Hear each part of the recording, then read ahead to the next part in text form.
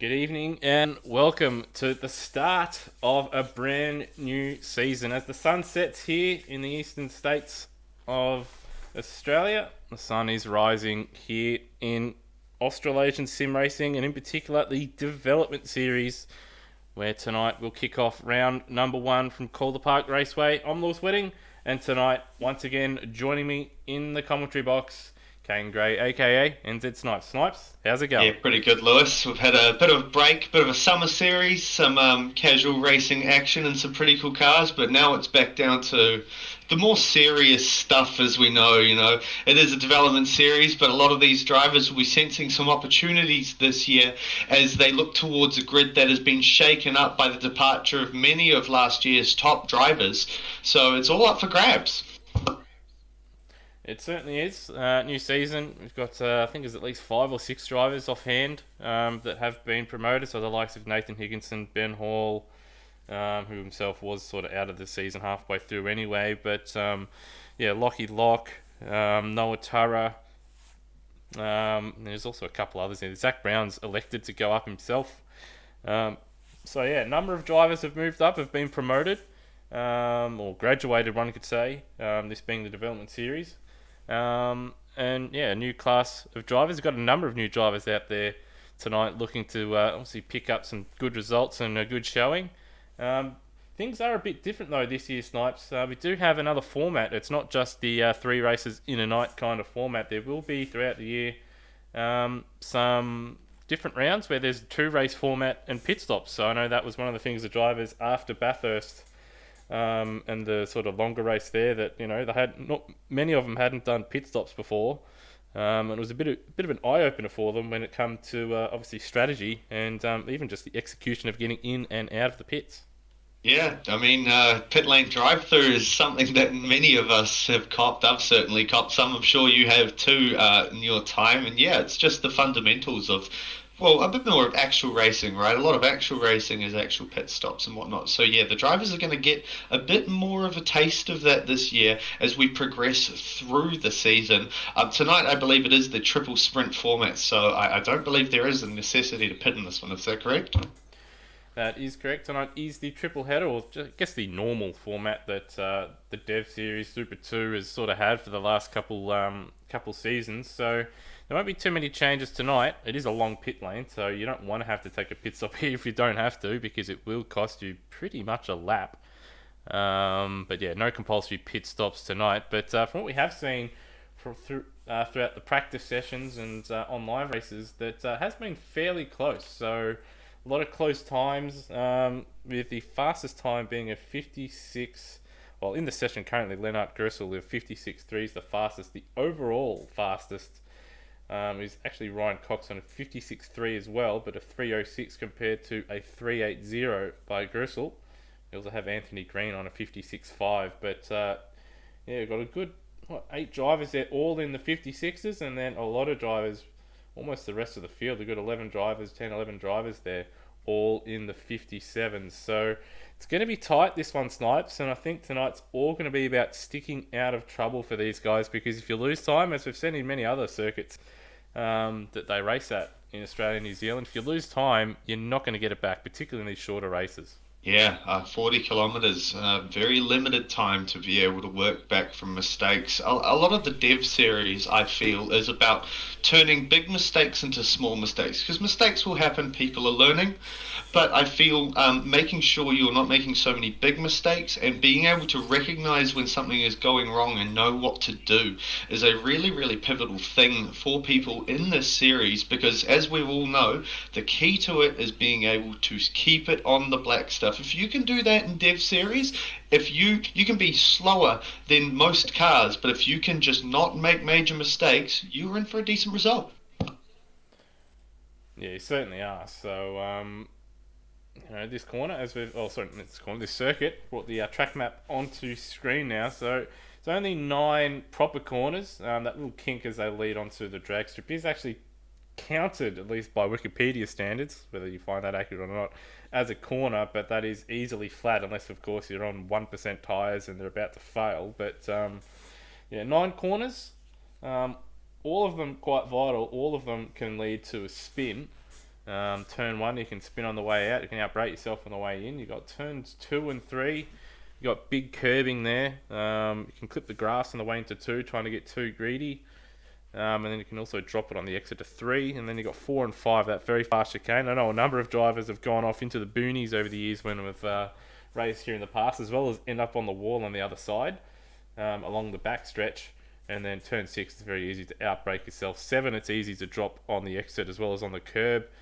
8's pretty flat, but can be difficult if you don't quite have the run and you're on old tyres. And then 9, of course, you can get too greedy on the way in, and you can also drop it on the way out if you do have a bit of a lead foot on the old power there. But 9 corner snipes seems simple enough, but when you add another 20 odd cars out there, it's not so simple.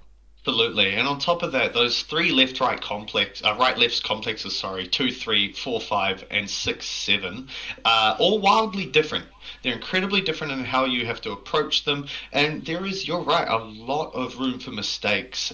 We're in round 1 of the Dev Series for the year. People are going to want to make statements, I'm sure. People are going to want to get off on the right foot, but it's just imperative that you keep out of trouble for this. And I think that you're right there, Lewis. That's the name of the game. Not just tonight, every round really, but starting on a good note is definitely going to help you throughout the season. Yeah, we've seen obviously last year in particular, even the smallest of margins and just the least amount of mistakes ended up in both the Super 2 and Super 3 classes. The driver, or drivers I should say, that made the least amount of errors compared to their championship combatants ended up winning the championship. So when it was all said and done in the Super 2 class, between Higginson and Lachlan Locke, that championship battle essentially come down to what happened at Gold Coast, where Higginson picked up an additional penalty, a points penalty, for speeding into an accident that was in front of him with nowhere to go, and ignoring yellow flags, while Lockie Locke at the same time slowed down. One of 2 drivers that slowed down for that one. If he had sped up in that incident and had been another victim, or not another victim, but another one of the perpetrators that got themselves a 20-second or 20-point penalty, I can't remember offhand, but a points penalty nonetheless. If he had got that, Higginson would have been the champion. So it's these little fine margins, as can be the difference between first in the championship and second. And another thing is, you just want to get the season off nice and well. You don't want to end up having to dig yourself in a hole. That, of course, is if you're out here to go and try and win a title. As you hear commentators in real life say all the time, it's very easy. Well, you can't win the championship in the first round, but it's very easy to actually lose the championship in the first round. So, again, you just want to get through here without too much issue. But when we were here last time in the Dev Series, when it was called Super 2, we certainly did have a few incidents that day, but that was more down to a certain small batch of drivers out there that weren't exactly the most ethical of drivers, I'll put it to you that way. Yes, well, it certainly can happen, but mistakes will also be happening as well. Interesting thing to note here as we approach round 1 qualifying, I think we're a good chance here of breaking the qualifying record here of a 56.4. We've seen 56.3s on the practice server, so only by 2 drivers. Only a couple of drivers have actually got that fast, being Ryan Cox and Lennart Grossel, but just something to perhaps watch out for there. Yeah, so we have had a couple drivers get underneath that the qualifying lap record mark set by Damon Woods the last time he ran here. But of course, doing it in a practice session, we've got unlimited laps and essentially time to go out there and get it done with no traffic a lot of the time. A bit different when the circuit is only 2.2 kilometers long, and you got 24 drivers in the server right now. Or there will be once everyone gets in. So, yeah, it's going to be difficult to find yourself some space out there, which, as we know, can be quite crucial in these qualifying session sites. So finding space, that's step 1 to at least, part 1 of success for tonight. Absolutely, getting your own little bit of racetrack. I'm personally, I try to be cautious. It doesn't mean I'm perfect all the time. I certainly cake it. I'm almost cautious sometimes at the start to a detriment. But sometimes it's also good just to be cautious. Find your way around the track, particularly in these first couple of laps, which are going to be, well, just manic. Everyone's going to work out where they are. Everyone's going to want to get a good start. Some people won't. Some people will. We have seen people crashing before we get to turn one. I'm pretty sure on the circuit, but at the very least throughout the Dev series in the past and when it was Super 2. So getting just a good start, being calm, finding your way through the pack in that first couple laps, just settling into the race will be ideal. Yeah, but that is certainly easier said than done around this place. Where if you do get a bad start, you'll be trying to fight your way up a few positions, and if you get a good start, you're going to have some faster guys behind you. They're going to be hassling you all race long. So yeah, certainly going to be interesting 3 races tonight. While the sessions looks like they are trying to get themselves sorted. Looks like the server's just been reset and will tick over to qualifying shortly. But yeah, 3 races tonight. We'll go over this again in the warm-up. But yeah, 3 races tonight, 18 laps. And there is a time limit imposed, of course, of 25 minutes in case there are too many safety cars. So I think we did see that once or twice last season, Snipes, where the boys were a little bit, and girls were a little bit naughty out there. And the races went to time. Hopefully we don't see that tonight. But you never know. Look, if I were a betting man, I would be betting to see at least one safety car. Look, I'd go as far as saying in race 1. But you never know. Maybe they absolutely nail it. The Dev Series put on a clinic and show ASR how to do it for supercars next week. But I would certainly be banking for the safety car, if not in the first race, certainly in one of the 3. Yeah. I do agree. I think we'll see at least one tonight. I won't say if it'll be race 1, 2, or 3 tonight, but there's definitely I think going to be one. Go on, no, get off the fence. Get off the fence. Just throw your fucking dart at the dartboard. What have we got? Well, I guess you could say the drivers are rusty, and you could say, oh, look, it's going to happen in race number 1, but I don't know. They might be all sensible in race number 1. So I reckon race 2, when you do have a couple drivers out of position with the progressive grid kind of stuff, that we may see. That's where we may see, I think, a definite chance of a safety cars in race number 2. So there we go. We've got it. Lewis Winning's gone. Race 2. I've put my bets on race 1. Maybe we're both wrong. Maybe one of us is right. Well, we could both be right, Lewis, I suppose. But yes, let's hope that they all keep it nice and clean for the evening. We want to see good racing. We want to see hard racing. But there is also a bit of rust. Racing has not happened in a little bit. So we'll see how these drivers tackle the supercars this evening. A couple of minutes to qualifying now. Yeah, it looks like after that server reset, we do have some drivers out on track, and it's the first time we've been able to actually show some cars out there on the circuit. So those that aren't a part of the series and are watching, obviously, the first time this year, there's Darren Loughnane on your screen. This livery was picked as my favourite when I did my Livery Nazi review, although once seeing it in game here, outside of the spinner, I think he's just gone a little bit too chrome on the old purple, so it can be a little bit difficult to see, but the base design and the colours are right. He's just got to tone that down. But yeah, we are seeing some times out there. There's Brap in his new machinery, sponsored by VB, of course, Red Bull, Roadies Photos, and numerous other sponsors. PBF driver now. Or he still was, I should say. Got Kai Jones in his new automobile.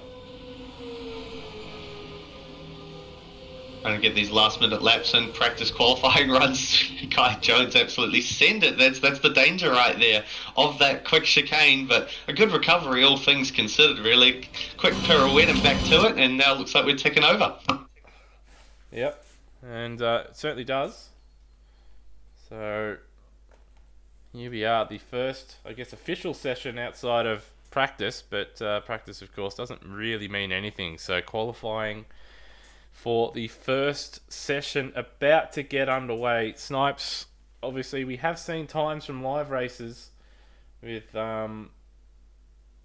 see some quick times. A couple drivers, as you mentioned, going underneath the official qualifying lap record held by Damon Woods. I think a 56.4. Do you think we'll see that broken tonight? It's definitely going to be a top tier time to be able to pull out. But look, I was spectating Ryan Cox during practice for a little bit. I sat on board and watched a lap as he was trying to chase his best time of basically, what was it, 2:06.3, and he was 4 thousandths off it. So I saw a little bit of consistency there, and on top of that, I thought I saw a little bit of potential time. Now maybe he's just got the secret tech and he's worked it out, and he's got something that I don't understand. But I thought he had a little bit of time in it, so I'm gonna go yes. I reckon that personally, it's either Coxie or Lennart for me for pole, and I'm gonna put it on Ryan Cox. Yeah, it certainly has been very quick in the practice sessions, and probably is the favourite going in. One thing that does annoy me a little bit with live races is that once the server does get reset and put into qualifying, we can see we do end up seeing quite often the times being reset for us. So you're right on board now. First official start to a session here. The first car out on track is Darren Kemp, so let me go and try and find him. First man out. Now, unfortunately for him, is one of 3 cars that have a blank livery. Now, this wasn't his fault. They did have a paint a livery for him, which supposedly was finished, but it wasn't submitted in time and to the right person, so it didn't get put into the pack. But he will be the first man, at least, to attempt a lap, and we'll ride on board, Snipes, as Kemp attempts his lap. Yeah, as we see approaching turn 1, a lot of drivers using plenty of the apron on the left there, which I believe is typically gravel. Could be wrong there. Reasonable into turn 1, holding the accelerator, but possibly had to wait a little bit longer than he would have wanted. It's important you get in there perfect, hits that nicely. You don't really want to get on that chicane too much on the left-hander. Reasonable exit. So far, a good start to the lap. A lot of curve there at the second chicane. Yeah.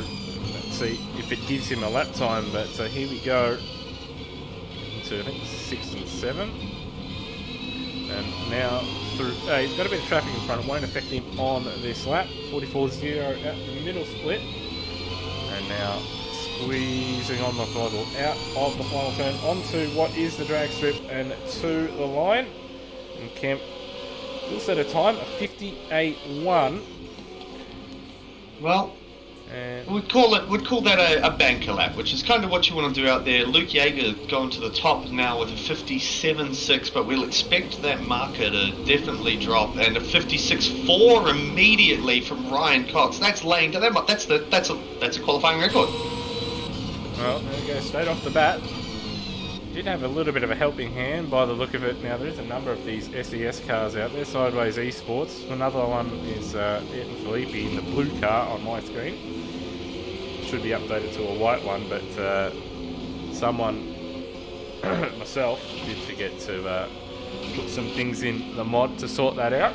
And it looks like Ayrton's actually selected an alternate car that's blank, but is referencing something that's not there. But Cox going on again. He's got Lachlan in front of him at the moment. Cox has currently got a second on the rest of the field. Jesse Bennett there, a solid driver. You see Ryan Cox into the pit lane. So Super 3 runner, Jesse Bennett, good effort from him so far, 57.4. Yeah, obviously a little bit last year that Jesse Bennett raced with us, so it'll be intriguing to see where he can come with a full season under his belt. I reckon he could be a smoky for the Super 3 title here. Yeah, I'd actually probably have him. Yeah, he's right there. I mean, his teammate Lachlan's obviously quick, won the title, Super 3 title last year, and Rody we know can be quite consistent throughout the course of a season. So, should see those 3 battle it out for the title. He's currently down on his own time. We have seen a number of drivers set times, and Lachlan, funnily enough, is right behind his teammate Bennett. Kai Jones in 4th place at the moment. Number of drivers leaving the pits as Bennett continues on. That's certainly distracting. It is an awkward pit exit here, Snipes, and we did see a few years ago Luke Rosella and Steve Warwick having a monumental crash here in the Supercars qualifying session. Looks like Brapp as well being held up. He's got Kemp now up into position number 3, so he has improved. It's also his best lap that he's set around the circuit as well. And Steve Warwick now up into P3 behind Lennart Grusel, who's into second place, 4/10 adrift. Yeah, I believe you are correct there. That is Darren Kemp's fastest lap. Great time to pull it out. That puts him firmly in the top 5 cars there, but you know, still want to probably find a little bit of time just to really cement himself. And Lennox up, but he's got a lot of traffic. He's got Matt Cecil in front of him that's sideways everywhere. He also had another car off as well, and Matt Cecil's just jumped his lap right in front of Leonard. So I don't think Leonard will be too pleased. He did get a helping tow, but as you can see, he's lost all that time. He was up 3/10 on his own time and a 10th up on Ryan Cox. So time to be had for Grusel. Yeah, he'll be hoping for a clear run this lap, but again, traffic coming out of the pit lane right as he's flying down the front straight. He's flashed his lights at him. It's Mark Davey. Sticks there, getting out of the way in a really good effort there to get out of the way. Let's see if Leonard can really attack this lap, because he's clearly got some pace in the car, and I think he's your main challenger for pole alongside Cox. So he might be able to get something done. Oh, nearly rolls it, turn 2. 2 wheels. But he's up. Yeah.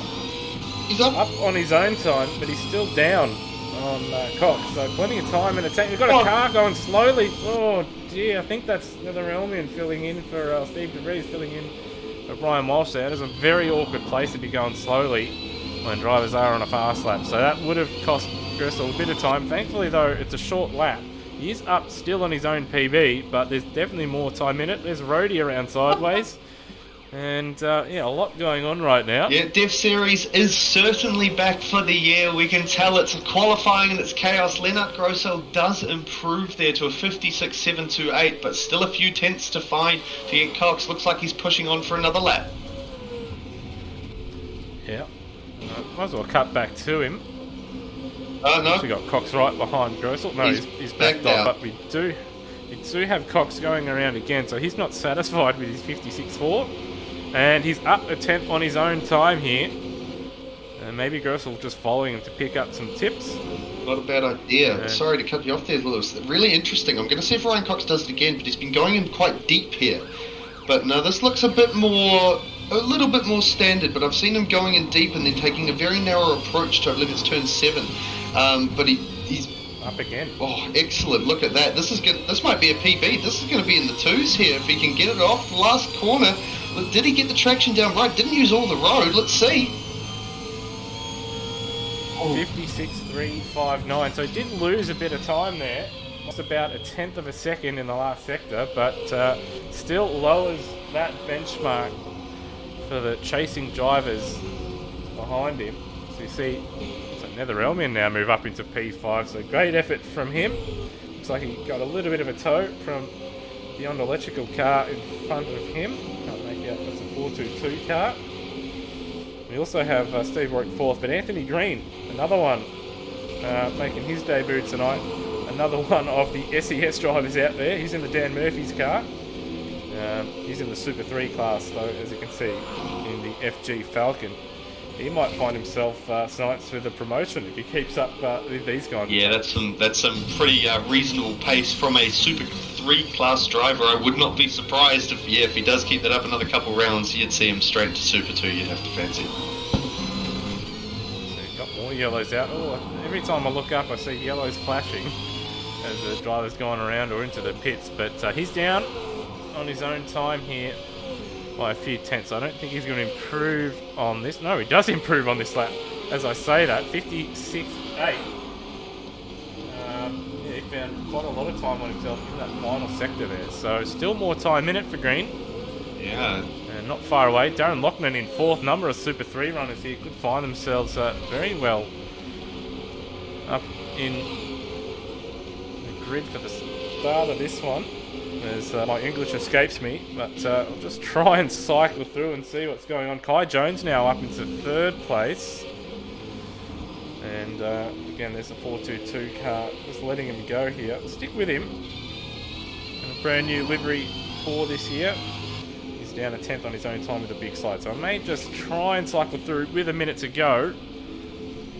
Not Reece McGillivray, another one of the blank cars, up 4 tenths on his own time in 21st. 4 tenths would get him a few spots here. What can he manage at the back end here? Ooh. This next lap will be his final one. He goes to 7th with that improvement. So quick side note on that there, Lewis. Anthony Green's just shot himself up to 2nd with a 56.657. He's eclipsed Lennart Grossel's time. Lennart will be feeling a little bit of pressure here. He'll be wanting to start on that front row. But some Super 3 drivers certainly showing some quality toe here. He's got a bit of a toe as well on this lap. He's got Matt Cecil in front of him. Oh, a lot of curb usage there. Now, that may need to be adjusted for the old supercars next week, as Ryan Cox has gone out and improved again. What the look of it? 56.303. Well, Lennart Grossel was up, sorry to cut him there, on the first sector. Now, he's had an average second sector, but he still finds himself up. He's up on both P1 and his PB by a lot. He just needs a good exit here to keep it. I'm not sure. He might get a slight toe. I don't think he's quite close enough on the FGX in front of him, but it is going to be close. And he goes to the top. He steals it at the depth. 56.2, lowers the benchmark. Ryan Cox is still on a lap. But he's down. He's down and in the pit, so he held it pretty much all session long, but as time expires, Lennart Grossel takes it. Yeah, like the thief in the night, Lewis. Sorry to cut in again, but that was incredible. Waiting to the last moment to just blitz it like that. He had 5 tenths to find and he to catch up, and he just, whoop, great lap. Yeah, great lap. New lap records for obviously the first 2 drivers as well. They're both going under the old mark. Anthony Green in Super 3's 3rd. Kai Jones 4th at the moment. Got Brapp in P5, so he moved up late. Good effort from him. Darren Loughlin in 6th. Again, good effort from him in Super 3. And then we have Steve Warwick in 7th, 8 tenths off. Reece McGillivray in 8th with that late lap. Nether Elmian in P9. Great effort from him. He'll be happy with that, I am sure. Ethan Knight, I believe this is his debut, in 10th place, so good for him to get into the top 10 straight off the bat. Mark Davey, he'll be happy with 11th, I'm sure. Matt Cecil 12th, Jesse Bennett in 13th place. Then we have Darren Kemp, Hayden Coopert in 15th, Luke Yeager in 16th, Rhodey and in 17th place ahead of Laszlo Teglas and Damo, who had a bit of a shocker. Then we have Michael Pollard on debut in 20th, Cracker in 21st, Ayrton Filippi in 22nd, Melody Smith rounding out the field, although I do believe we have John McDonald.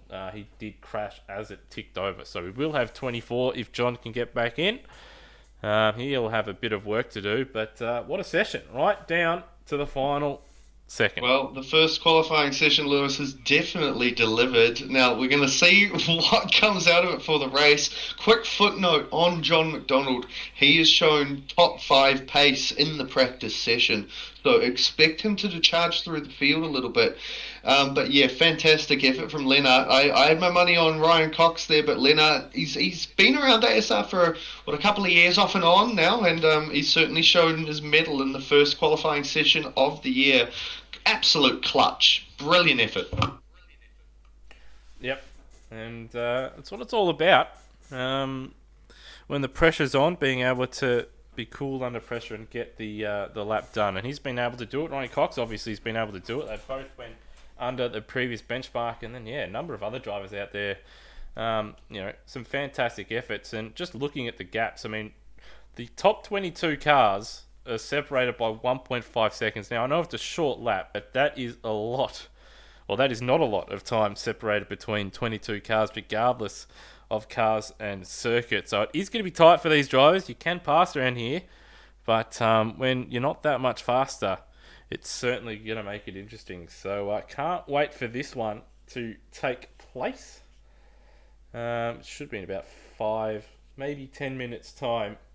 But with that, we'll just take a short break as we get ourselves ready. I've got to fill up my my Bitburger glass and certainly get myself another alcoholic beverage to enjoy this evening. So we'll be back for, obviously, race number 1 of 2023.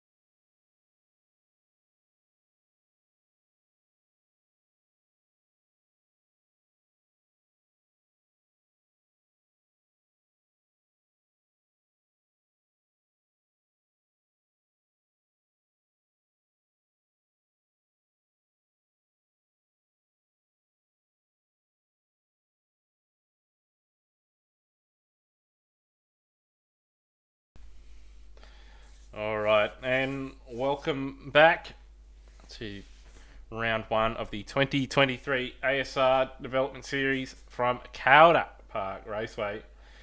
And tonight, it's not only are a number of the drivers making their debut, but I will be debuting something I've been doing in a Discord with the boys for a while. But prior to the start of race one, I'm going to crack open a cold one and get ready for hopefully an enjoyable night ahead. With 3 races this evening, Snipes is just taking a short break at the moment. Still sorting himself out, but that's alright. We've got 2 minutes, or actually not 2 minutes, we've got just over a minute to go in the warm-up session at the moment. Let me just cut over to the game here. Number of drivers doing practice starts, as you can see all the way down there. It's a long drag strip for people to practice their starts. Their first start of the year, of course, supercars being standing starts outside of safety car restarts. So, what do we have in store for the next 18 laps of racing? Will Cox and Lennart streak away? Will there be drama? It is the development series. Normally there is quite a bit of drama. And for those that are watching and are having a cold one, what is your drink of choice for tonight? Mine being a bit of bourbon and Coke, or cold one. But the art session is over, and we are moments away from the Australasian sim racing season for 2023 to get underway. Hey Lewis, I'm just busy whipping up a quick drink myself. An absolute disaster has happened in my household tonight. I've got a bunch of beers, they weren't in the fridge, they're warm, can't be having that. So we're going to sort ourselves some sort of alternative method of enjoyment.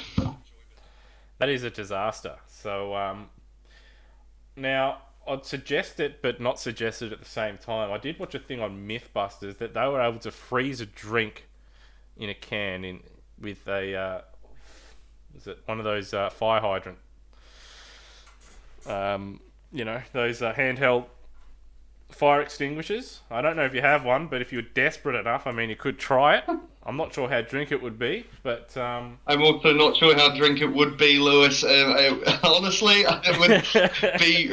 I'm not sure I'm that desperate. To be fair, I'm just gonna have a bit of bourbon and Coke, I think, or Pepsi. Actually, maybe that's treachery to some people. Maybe not treachery, but terrible choice. But I'm about it. I mean, that's what I have. I've got Jim Beam and Pepsi Max, so I enjoy it. It's a lot smoother than having just regular Coke, so that's and we don't have normal Coke in the household, so yeah, I'm not entirely against the old Pepsi, at least Pepsi Max. Anyway, Pepsi's a little bit more of an acquired taste, but Pepsi Max with a bit of Jim Beam for me, and one of these drivers will be hopeful in that they can claim a bit of champagne at the end of this one, or virtual champagne. And nothing like spraying the virtual champagne from the top of the podium. Round 1 in Dev Series. Who will be the person to take it out? Got any early guesses, or is it a bit of a let's see how the shenanigans play out, Lewis? It is very difficult to say. I mean, I've seen Lennart Gersel race before, and he's a very accomplished racer, and he can race as good as anybody. He's got good racecraft as well as speed, so he's going to be difficult to beat. Ryan Cox, I've not really seen much of, but as we've seen in qualifying, he's quite handy, very quick. So obviously, I think pace-wise, it has to go to those two. But I mean, Cox is a bit of an unknown. So, at least for me. So, I'm not sure how his racecraft is compared to Lennart's. So, at the moment, I'm leaning more towards Lennart. But I mean, Calder Park, who knows? I mean, that could all get tipped on its head as the drivers get away for the formation lap, Snipes. Beautiful, and don't you absolutely love to see it? A Nissan on pole, how fantastic for me. Or Lennart Grossel, fantastic lap, pulling it out of the fire there, will start us from P1, brilliant effort. But an equally awesome effort by Ryan Cox here, starting alongside P2, both of them under, of course, the qualifying lap record. Anthony Green in what I believe is his first showing here. Wow, that's certainly some pace there. P3 and from Super 3, Kai Jones with an excellent effort starting alongside him out of P4. Moving back to Brapp now out of P5 and starting alongside him, Darren Lockman, I believe he was runner-up last year, Super 3, so Steve Warwick will be starting out of... No, he won. Oh, did he do? He did win it. My bad. Apologies. Steve Warwick starting out of P7 and Rhys McGillivray out of P8 there before we go to Netherrealmian starting out of P9, filling in for Brian Walsh tonight, and Ethan Knight starting alongside him. Good effort from Ethan there. Mark Davey there starting out of P11, first outside the top 10. Alongside him, Matt Cecil, bit of a veteran of this league now. Jesse Bennett out of P13 and a reasonable effort from him, and Darren Kemp probably a bit further back than hoped for out of P14. Hayden Cupid down out of P15 with Luke Yeager starting out of P16 for Beyond Racing. Rhodey starting out of P17 with Laszlo Teklas back for another year out of P18. Damo starting out of P19 with Michael Pollard coming and finishing top 20. Cracker starting out of P21 with Ayrton Felipe alongside him. Melody Smith starting out of P23. John McDonald unfortunately missing quali starting out of 24th. And last, Brandon Dostal out of P25. 25 cars, Lewis. Woohoo! 25, so we've got an extra, another one extra in there, so good to see Dostal being able to make it, although he did miss the qualifying session. And here we are,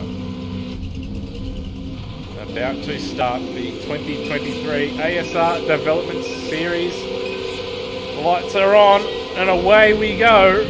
And who gets the jump? It's hard to say from these track angles, but it looks like Lennart Grossel has got the jump, and a fair jump at that. He's just got to hold on into turn one. It is a long run though. Yeah, absolutely. I think Cox actually got the slightly better second phase. He's going to... Oh, contact! That was Kai Jones, a little bit of contact with the Dan Murphy's car.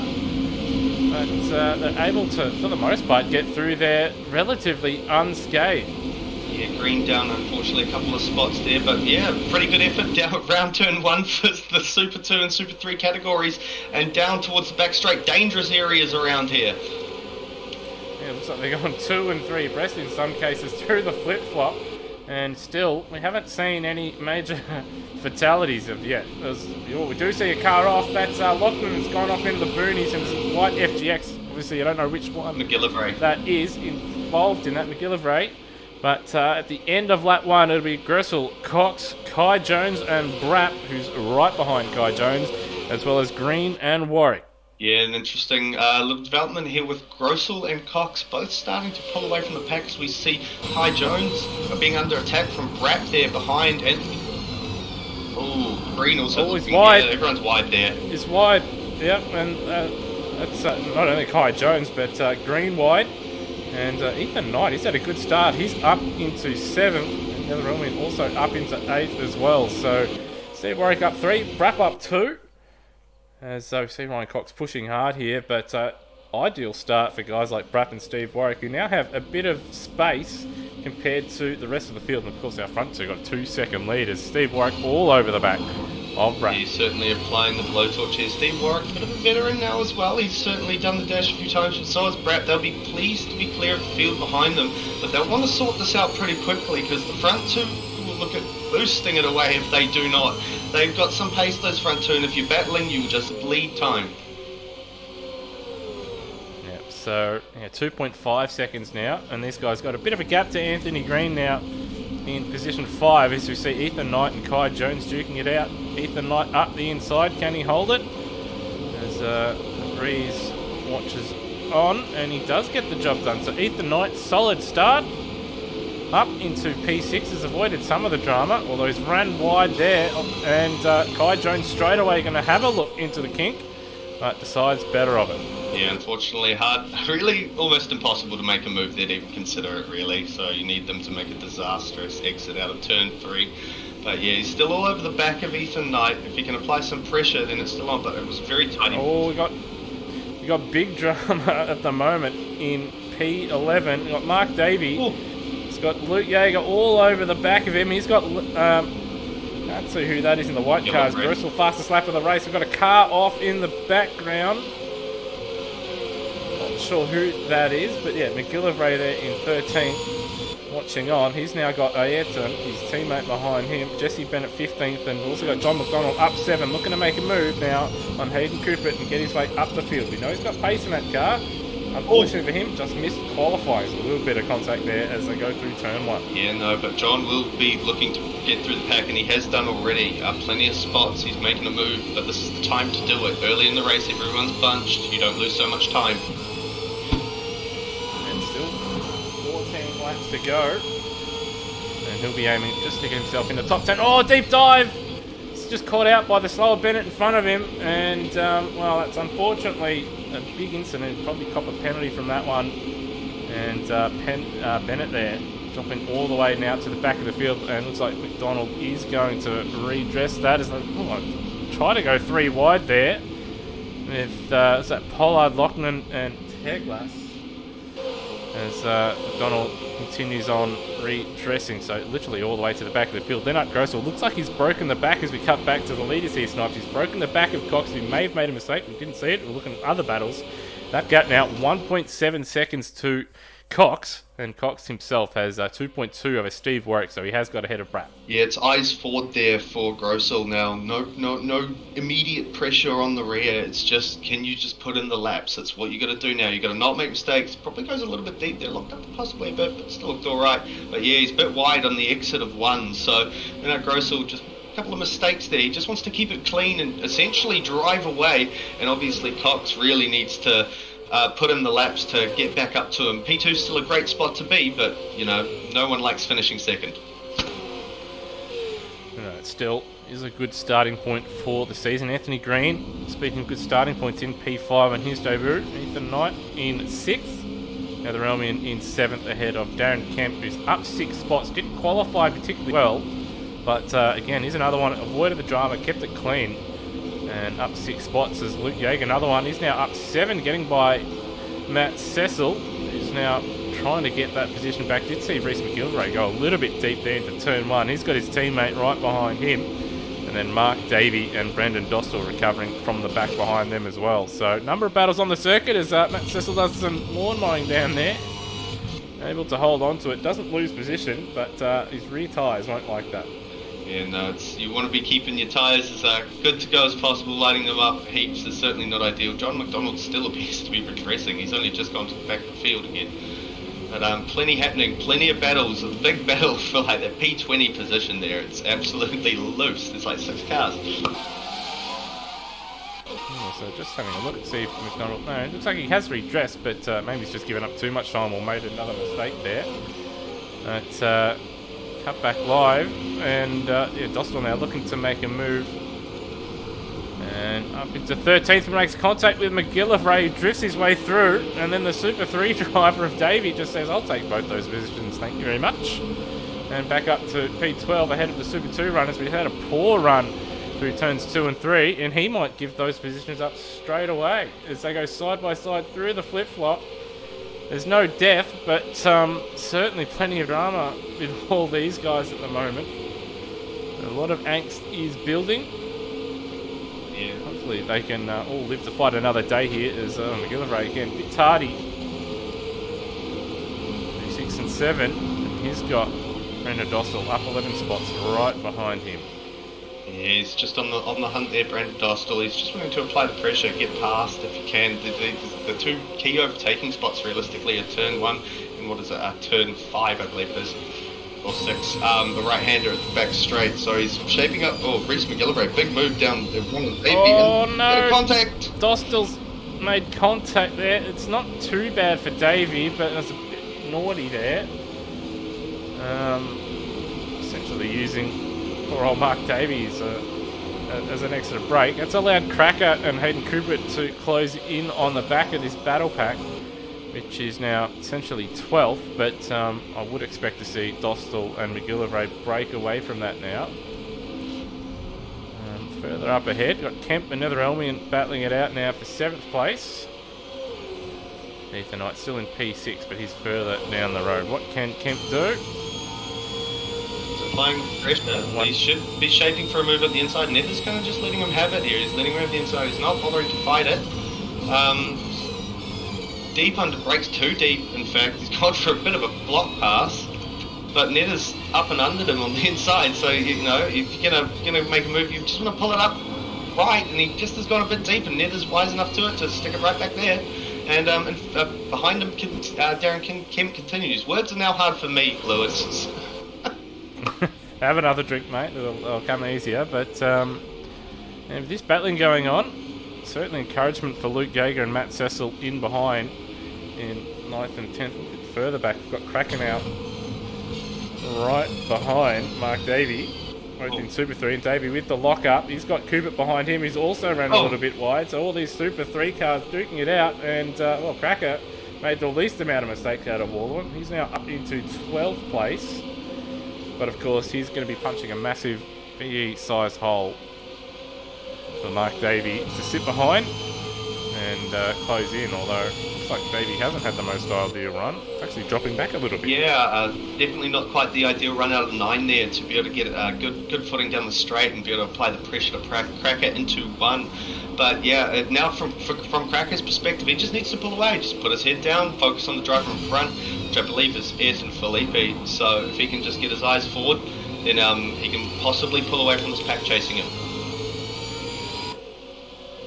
Certainly can. Another one to look out for, it's a little bit further back, that has been, I guess, in the wars a little bit tonight. John McDonald's been duking it out. So, looks like that's I think that's Jesse Bennett there doing some lawn mowing there at the chicane. You see John McDonald back up into 17th.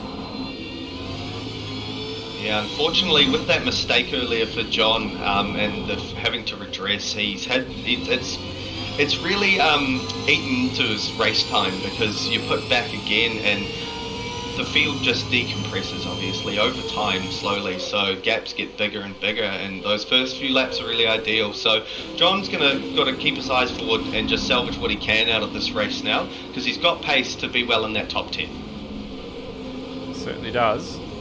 But he'll be hoping that the guys in front of him duke it out and he's able to catch up. So P15-14 of Pollard and Cooper. 7 laps to go. Gap 3 seconds. It is doable. So he'll be hoping just to get himself in the top 15 and salvage something from this race. But yeah, a bit of work to do. But still, it is a long season.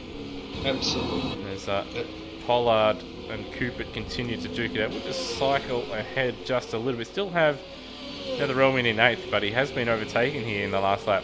Snipes by Darren Kemp. Yeah, you feel Kemp's probably got the pace there to be able to get by Nether. Nether, a noted defender. Darren himself, a noted defender. If someone flies off, Matt Cecil flies off the track at the end of turn 1, goes a bit deep. Doesn't. One thing I've noticed, sorry to cut you off, the gap at the front has come down to 0.6. It's now nothing after getting as large as it's almost 2 seconds or so. From last time I checked it, maybe even been a little bit larger, but now nothing. Yeah, this could be a move down the end here. Sorry, Lewis, but Grossman's going defensive. He sees the opportunity that Ryan Cox has, and he's going to try stick it around the outside. Will he be able to get it done? He's got a bit deep. I fancy Grossel with the inside advantage as well, and he's going to have the inside for 2. Cox holding on though. If he can keep it, if he can stick it around the outside, he does not. Lennart Grossel keeps the position. Good racing from him there. Good racing from them both. Hard racing. Bit deep from Cox though there, unfortunately. Yeah, a bit deep. But on that last lap, setting his personal best, so his tyres are still good. As we see a car off in the distance doing a little lawn mowing. Not sure who that is. Looks like Darren Kemp has made a mistake going by the live timing, but just have a little bit of a squeeze back, and indeed. Oh no, it looks like it's actually a timing issue, but he has lost time though to NetherRealm. He was pulling away, and now it's close up again. As you see Luke Gage as he scroll our way back forward, making a mistake. But Matt Cesslin and Yetta now battling it out for the final spot in the top 10. But we'll cut back to the battle for the lead. 4/10 of a second with 4 laps to go. Now lead is coming to Melody Smith. So that was the car that went off on the previous lap. These guys 5.7 to Steve Warwick behind. He's got a comfortable about 2.5 second gap to Brap in behind. So quite one for Steve, but he'll be happy to be in P3 and pick up some good points. But these two in front encounter some troubles with lap traffic, which looks like there's a fair bit of it in front of these two with a few laps to go. Could play into his hands here while these guys battle it out for the win. Yeah, absolutely. The lap traffic hopefully knows what to do here. Just casually get out of the way. Be predictable, obviously, for lap traffic. It's the most ideal thing that they can do is be predictable. And let when they get close, let them go up your inside. Just back out on the throttle a little bit, and easy does it. We've seen them really close up to Melody now, so it'll be interesting to see how they navigate it. Melody's just driven off the track for them, but I mean, hey, she got out of the way, so kudos anyway. Yep, made it easy for them, didn't balk them at all. Don't expect drivers to go off the circuit to let leaders go, but yeah, certainly makes it easy for them, as that's his well, the SES car is going for a bit of an adventure there. Hi Jones, well back here, 22nd back. Yeah, so he must have some kind of damage or something, because he's off again, so he's got some big issues. He did have some pace in qualifying and early on in the race, so he's got some dramas going on that we don't know about at the moment. He's got a car off on the pit straight. I've just hit the fence, driving down the front. I'm going to have to investigate who that is, mate. That's Brandon Dostal in the Nissan. And looks like he's on he's in the 777.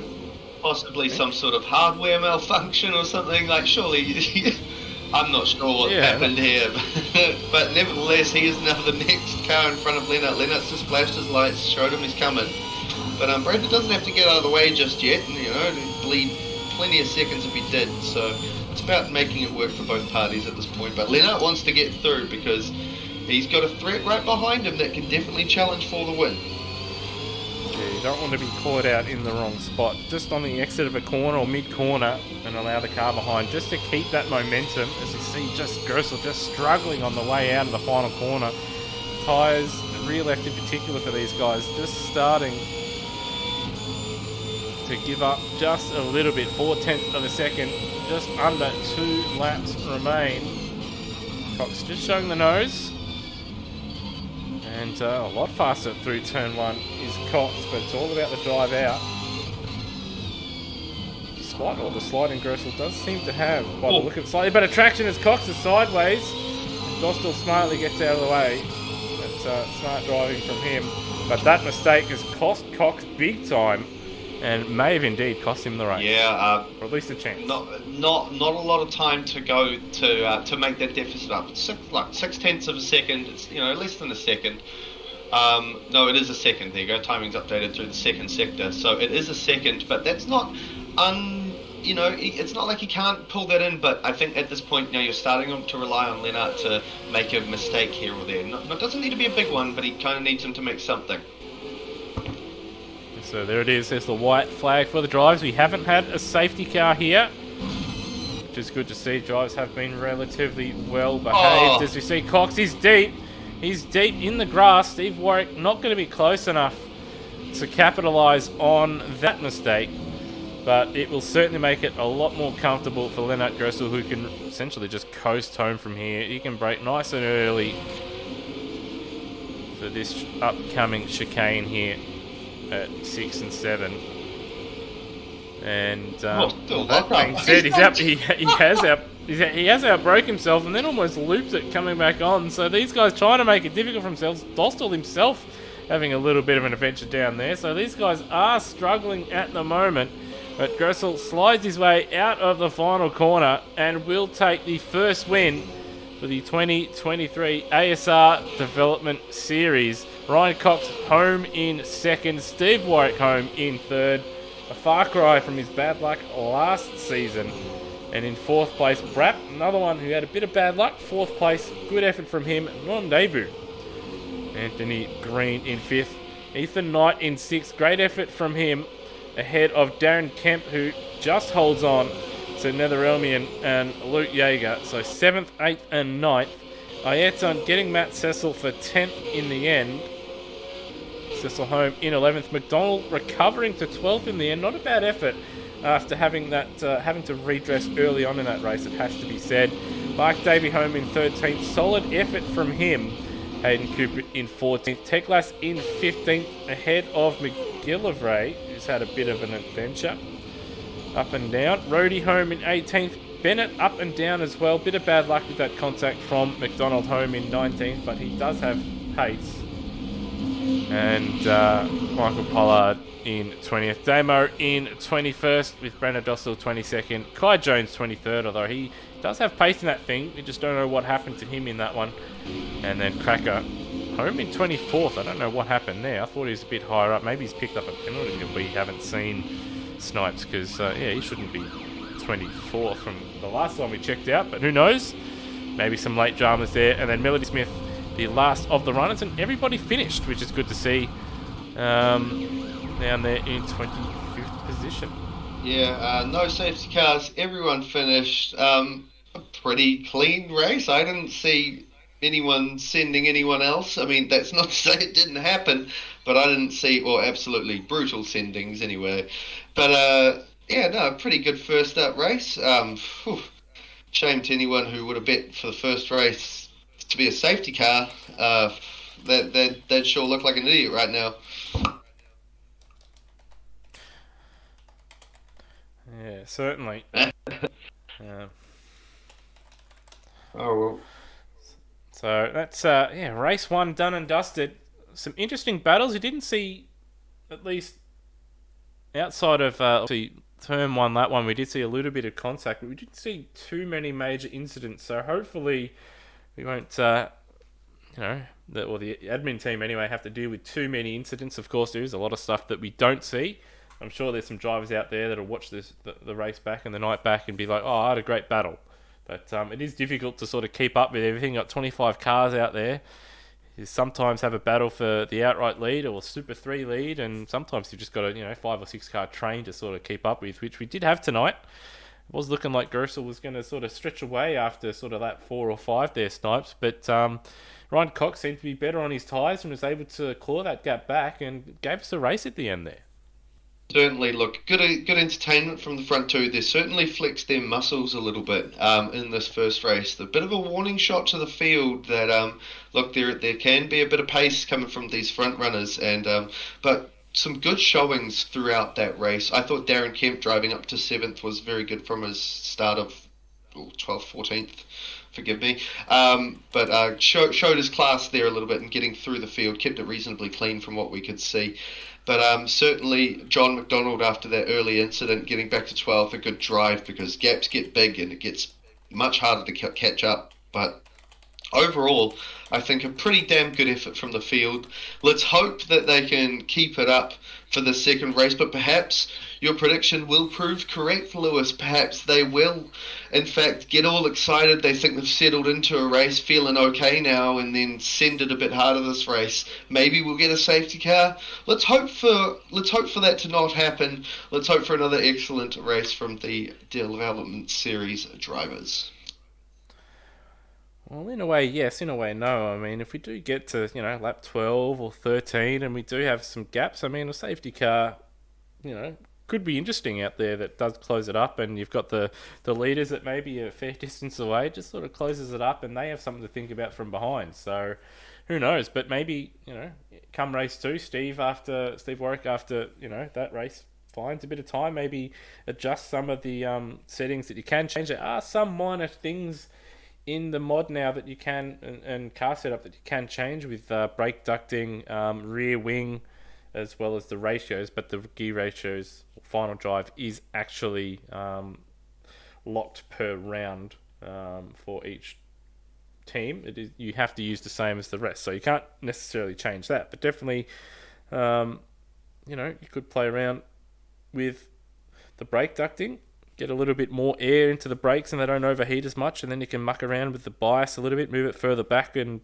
trail braking the corners, or maybe you want just that little bit of extra straight line speed, so you just run it a little bit lower. But yeah, we may see that from some of the drivers, find a little bit of extra time. Some of them may have just found time or find time between races just from just doing those extra laps, looking at some other drivers out there. And yeah, it should be an interesting one, because definitely at the end of that race, Steve Warwick was able to sort of match the time of the leaders. So if he can stick with them at the start, Snipes, he might be another one to put his hat in the ring for a race win here tonight. Yeah, certainly. We've definitely got a few potential contenders trying to lay it down early, and we've got a lot of pace still throughout the field here. It is important to note that while there was a bit of a gap in that last race, there is plenty of pace still without. And in that last race, the leaders were roughly were pretty much trouble free. That doesn't happen every race, so we're going to see. I think it's we're still going to see some jumbling around tonight of who finishes where. We're going to see more people peak into the top 10. I think we'll see some people obviously therefore fall out. But yeah, um, a late safety car can certainly be fun. It can certainly be very exciting. You know, it's essentially it's not starting a race, but it's as close as you can get during the race, really. And it can add a bit more carnage and excitement. But I also like to see people's racecraft and just how well they run a full length race. These are just short races though, so we're going to get longer ones with pit stops and whatnot throughout the season too. So there's plenty still to come. Yeah, there certainly is plenty to come, but we'll just take a short break. But we shall be back for races 2 and 3 in a few moments' time. So don't go anywhere.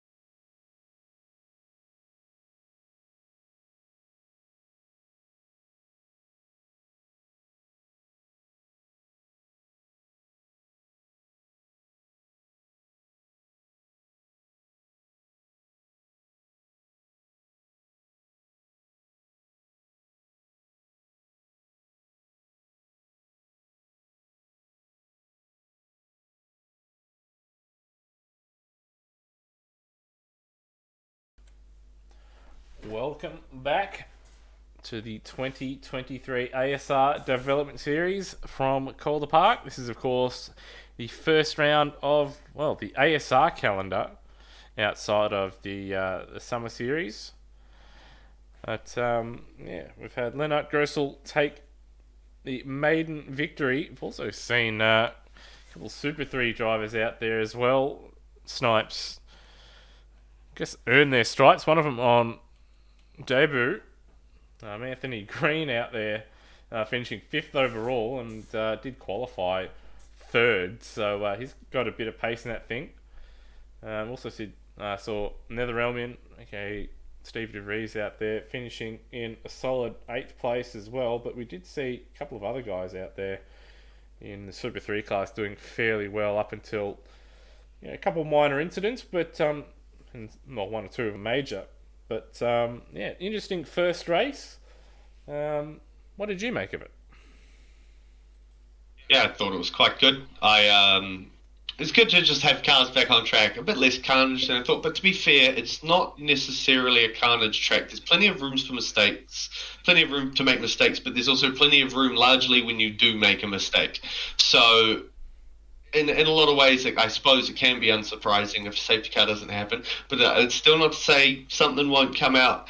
I enjoyed the first race, though. It's great to see some people show them what they can do, and just a bunch of new drivers kind of racing around tonight. It's always a good thing to be witnessing, to watch other people send it on circuits and people new to the series and show their stripes a little bit. Yeah, you're right there, and I think, as we say, some Super 3 drivers might soon be Super 2 drivers. Yeah, there might be a couple of painters out there that'll need to quickly get a little bit of a livery together for a couple of the drivers. But then again, it is the first round. Calder Park is fairly simple, and we've seen in the past where drivers have been quick on the opening night and on simple circuits, and then they've gone out to the rest of the season and struggled a little bit. So that'll be something to look out for, is can they maintain the rage. But I did, prior to tonight, I was going to be handed a massive script for me to go over and film and write, but I simply just didn't have the time to do it. It was written by a man on screen, Rhodey. I will, throughout the year, opening few rounds, trying to get time to put together that video.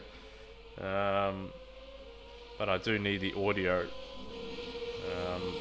provided, of course. Now, as you can see on his car, it is the he's driving a VE Commodore, but it is based off of the 2006-7 sort of test livery or promotion livery for the Holden Commodore VE in supercars.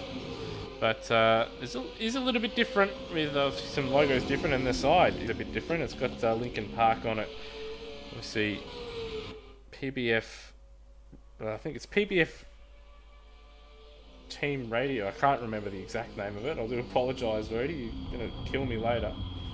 Let me have a look at it. It is...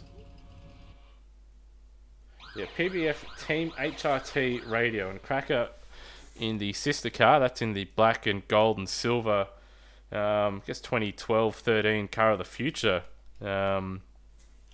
Concept livery. That was another one that again, see Team Radio, HRT Radio, featuring album covers throughout the year of their favourite bands and songs on the side. So look out for some of their alternates throughout the year. They will be changing, as well as I'm sure there is a number of drivers that do have alternate liveries out there. Hopefully everyone, though, for the next race is in their main car, because I know there's a couple drivers out there that were driving around in alternate cars that did not have liveries assigned to them yet, and looks like one of the drivers has yet to go back to it. That being, I think that is... oh, it's in Felipe, yep. But moments away here, Snipes, from race number 2. What do you think we're going to see here in race 2? I've already tipped the safety car. What do you think we're going to see? I think we're going to see at least 2 big sins. At least 2 big sins. a big lunge into turn 6. I think we'll see a move into turn 6, and I think we'll see Lennart winning another race. Well, we'll find out. I've got a short time to run through the grid. So Grissel will start from pole ahead of Ryan Cox. Steve Warwick will start from 3rd place. He'll be looking forward to hopefully getting another podium. Bratt will hopefully put him under a bit of pressure. Anthony Green on debut. Very solid start from him. 3rd on the grid, 5th in the race. And then Ethan Knight, another solid debut from him in P6. Darren Kemp recovering to P7 after a poor qualifying session. And then we'll have Nether Elmian in 8th place making his return. He's filling in, one has to remember. Luke Yeager will start 9th ahead of Ayrton. He hasn't changed back to the regular car. Matt Cecil will start 11th. Some say he's been doing a little bit of lawn mowing out there. John McDonald recovering to 12th after missing qualifying after being disconnected. So good effort from him to get back up to 12th after, well, starting at the back and then having to give up all the time that he gained after contact with Jesse Bennett. Mark Davey, 13th place. He had an action-packed race. You've got Hayden Cooper at 14th, with Laszlo Teglas behind him in 15th. Darren Lockman is quick in that skill issue racing car, but he did have some skill issues in that one. That's why he ended up falling through the field a little bit. But look for him. Reece McGillivray in 17th. Rhodey will start from position 18 with Jesse Bennett. He'll be hoping to recover from 19th. Look for him as well. Michael Pollard in 20th for Vivid Esports. Damo for Beyond Racing will start from 21st. He'll be looking for more time, as well as Brendan Dostal in 22nd. We have Kai Jones in 23rd. He's got pace, as does Cracker, with Melody Smith rounding out the field. But here we go, Snipes. Lights once again on for race number 2 of 2023. Yeah, we're away. A great start here from Steve Warwick, at least first part. It looks like he lit it up in the second part of phase of his start. A good start. Oh my gosh, from Anthony Green. He's just flown past Steve Warwick out of now into one. They're side by side. They're 2 abreast. Let's see how they get through. It's pretty safe so far. Oh, some battles up and down for the lead side by side with Cox and Grossel, but Grossel does prevail in the battle. Steve Warwick gets back past Anthony Green there to maintain 3rd position. And we're seeing people falling down. It's Cecil. Cecil falling down the order, absolutely. So unfortunate for him there. Laszlo Teglas also dropped a couple spots there, but largely pretty clean. Also Steve Warwick as well. He's after fast starting Anthony Green's managed to get himself back up into 3rd. A little bit wide there for Ryan Cox, and that'll give Steve Warwick a sniff of a slipstream, but it looks like that late turn-in for Cox has worked, as Kemp as well up a spot into P6. He's got the toe from the FG of Green in front of him. It's to the inside here, and he looks to go for a move. Does he get the job done, though? They do go side by side into it, and they maintain side by side out, but Ethan Knight does prevail. Kemp probably not able to really pull it up alongside far enough. And Knight and Filippi battling it out. They've got Luke Yeager and McDonald behind. Mistake from Knight. He's run a little bit wide, and Filippi's going to try and go around the outside at turn 6. And so McDonald looks to make a move on the 422 in front. I don't know if there's contact, but the 422's taken the escape road, or the grass, and it looks like McDonald's coming under threat from McGillivray up the inside, battling for sheep stations on lap 2. And McDonald to the outside, and might even be 3 wide, maybe even 4 wide into turn 1. They've got Mark Davey behind them as well. Mark Davies going to actually get by John McDonald here. Luke Yeager trying to hold the outside. McGillivray covering that off, though, in front of him reasonably well. Davey deep, John McDonald deeper. In fact, rushes up alongside. A little bit of side-to-side contact between Davey and McDonald there, but they keep it relatively clean. Good fair battle. McDonald prevails. Good racecraft from both there. McDonald making a slight mistake, though, as we see Yeager look to make a move on McGillivray. FGX on FGX action. A little bit of a stutter freeze there. We've got a car off in the back there. Not sure who that was. Looks like it was one of the Vivid cars. Might have been Pollard down there in 20th. But John McDonald right on the back of Luke Yeager. A little bit of bump drafting going on down there. Get a move on, son. There's McDonald. Pulls out though, and well, he doesn't have to tell anymore. Yeager has a slipstream, and he's going to have to go deep, very deep. There's contact. There might be a bit of a domino effect in here. Oh, they get away with it, but I think John, there was a little bit of moving going on there. That's going to be an interesting one. Should that one get reported? Yeah, looks like John's pressing on with it, so he thinks all is fair in love and war here. It seems anyway. No interest in... Big dive from Filippi up ahead though, and all three cars. That's caused Ethan Knight to take evasive action, and that was Darren Kemp as well. And well, Filippi's just gassed it up and continued on. And Kemp's he's lost another position, maybe even a couple. Bit of concertina, bit of contact, bit of biff. And, we'll have a look at that on the replay.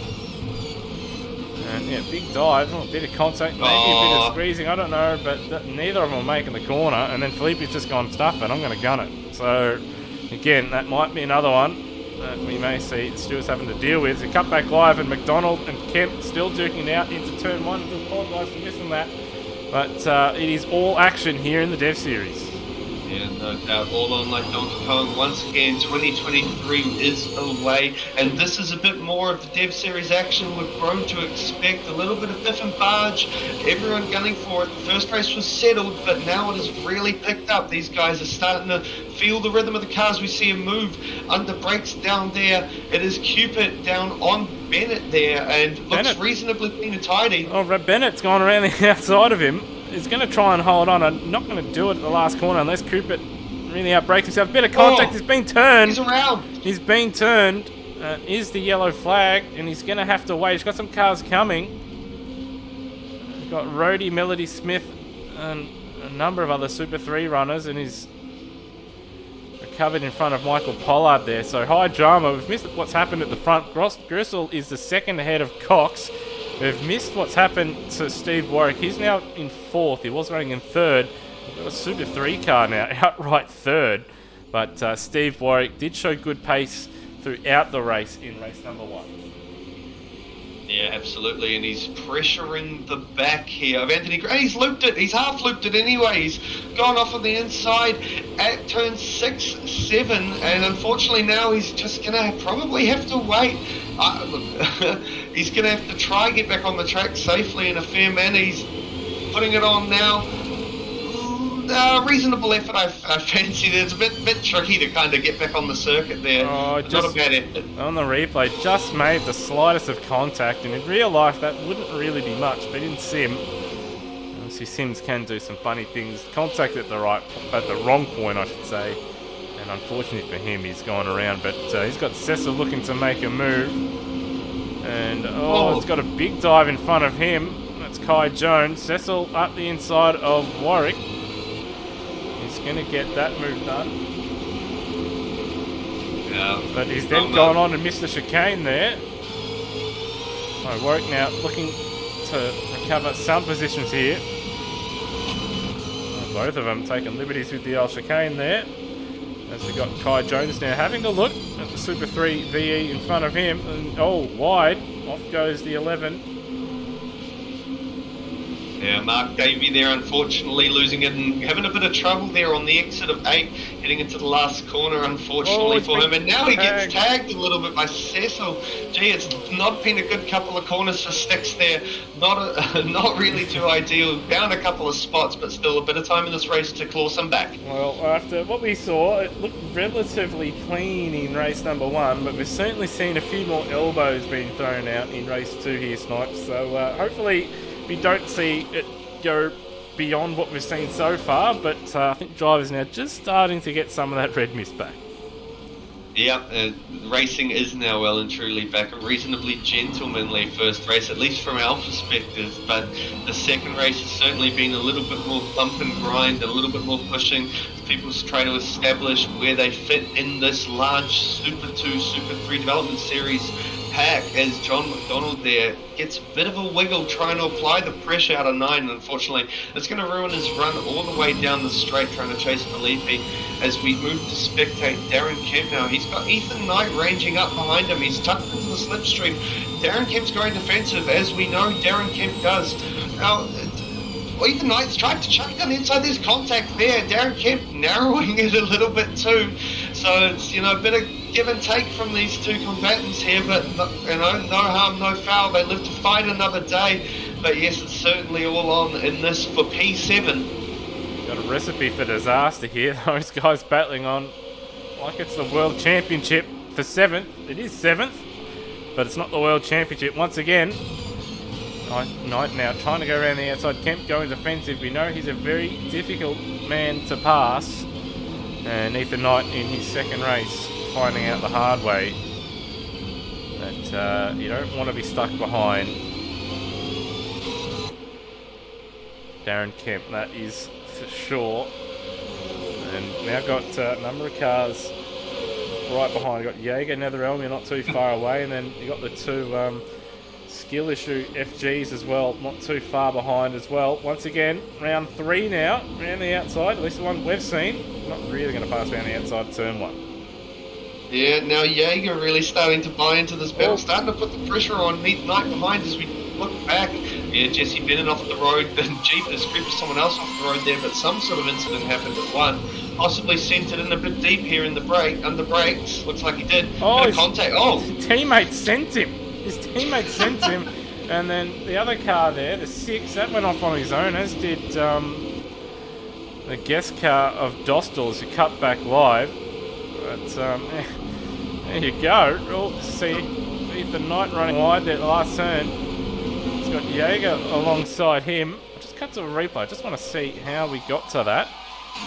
Again, more defensive driving. Is he going for a move? No, he's just gone for a move around the outside that to no avail, of course. McDonald's got himself ahead of Ayrton Felipe and chasing down Brapp, his teammate now. So good recovery from him, although he may find himself with a penalty in both races at the moment. But still good to see him getting back up into position 5 as Ethan Knight now looking to get by Kemp. And one feels, Snipes, if you can get by him, he'd be quite a bit faster. Yeah, look, it looks like Kemp is definitely slowing him up.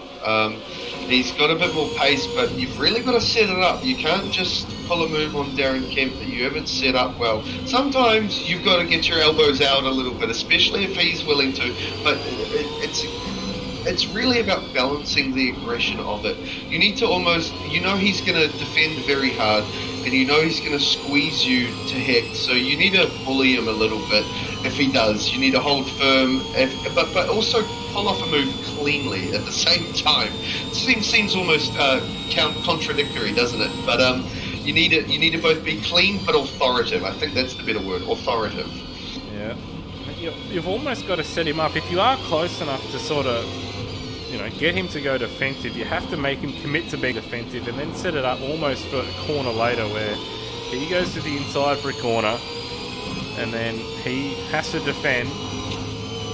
You then get the better run off of that corner or chicane. So right here, he's gone defensive. Try and set it up maybe for the last turn or even a couple of corners down in turn 1. So he hasn't quite done that night and he's given up time to do that. So just try here, get the good run. Oh, bit of a slide there. Oh, sorry, Lewis. Just to cut you off there, I was just observing the gap difference between first and second, and it was half a second. And unfortunately, as I spectated, Brian Cox has also driven off the circuit. Yep. So it's all happening at the moment. So Brapp's just outbroken himself. Oh, that's a big one too. And Ryan Cox, what has he done? We'll cut back to I was going to turn 1 there. And, so he'd gotten right up close, maybe caught out by getting too close to the back of Gristle, and then just couldn't quite get the car turned in, got on the slippery stuff, and it's cost himself a bit of time. So that's going to make things difficult for him, but he might just have the pace here.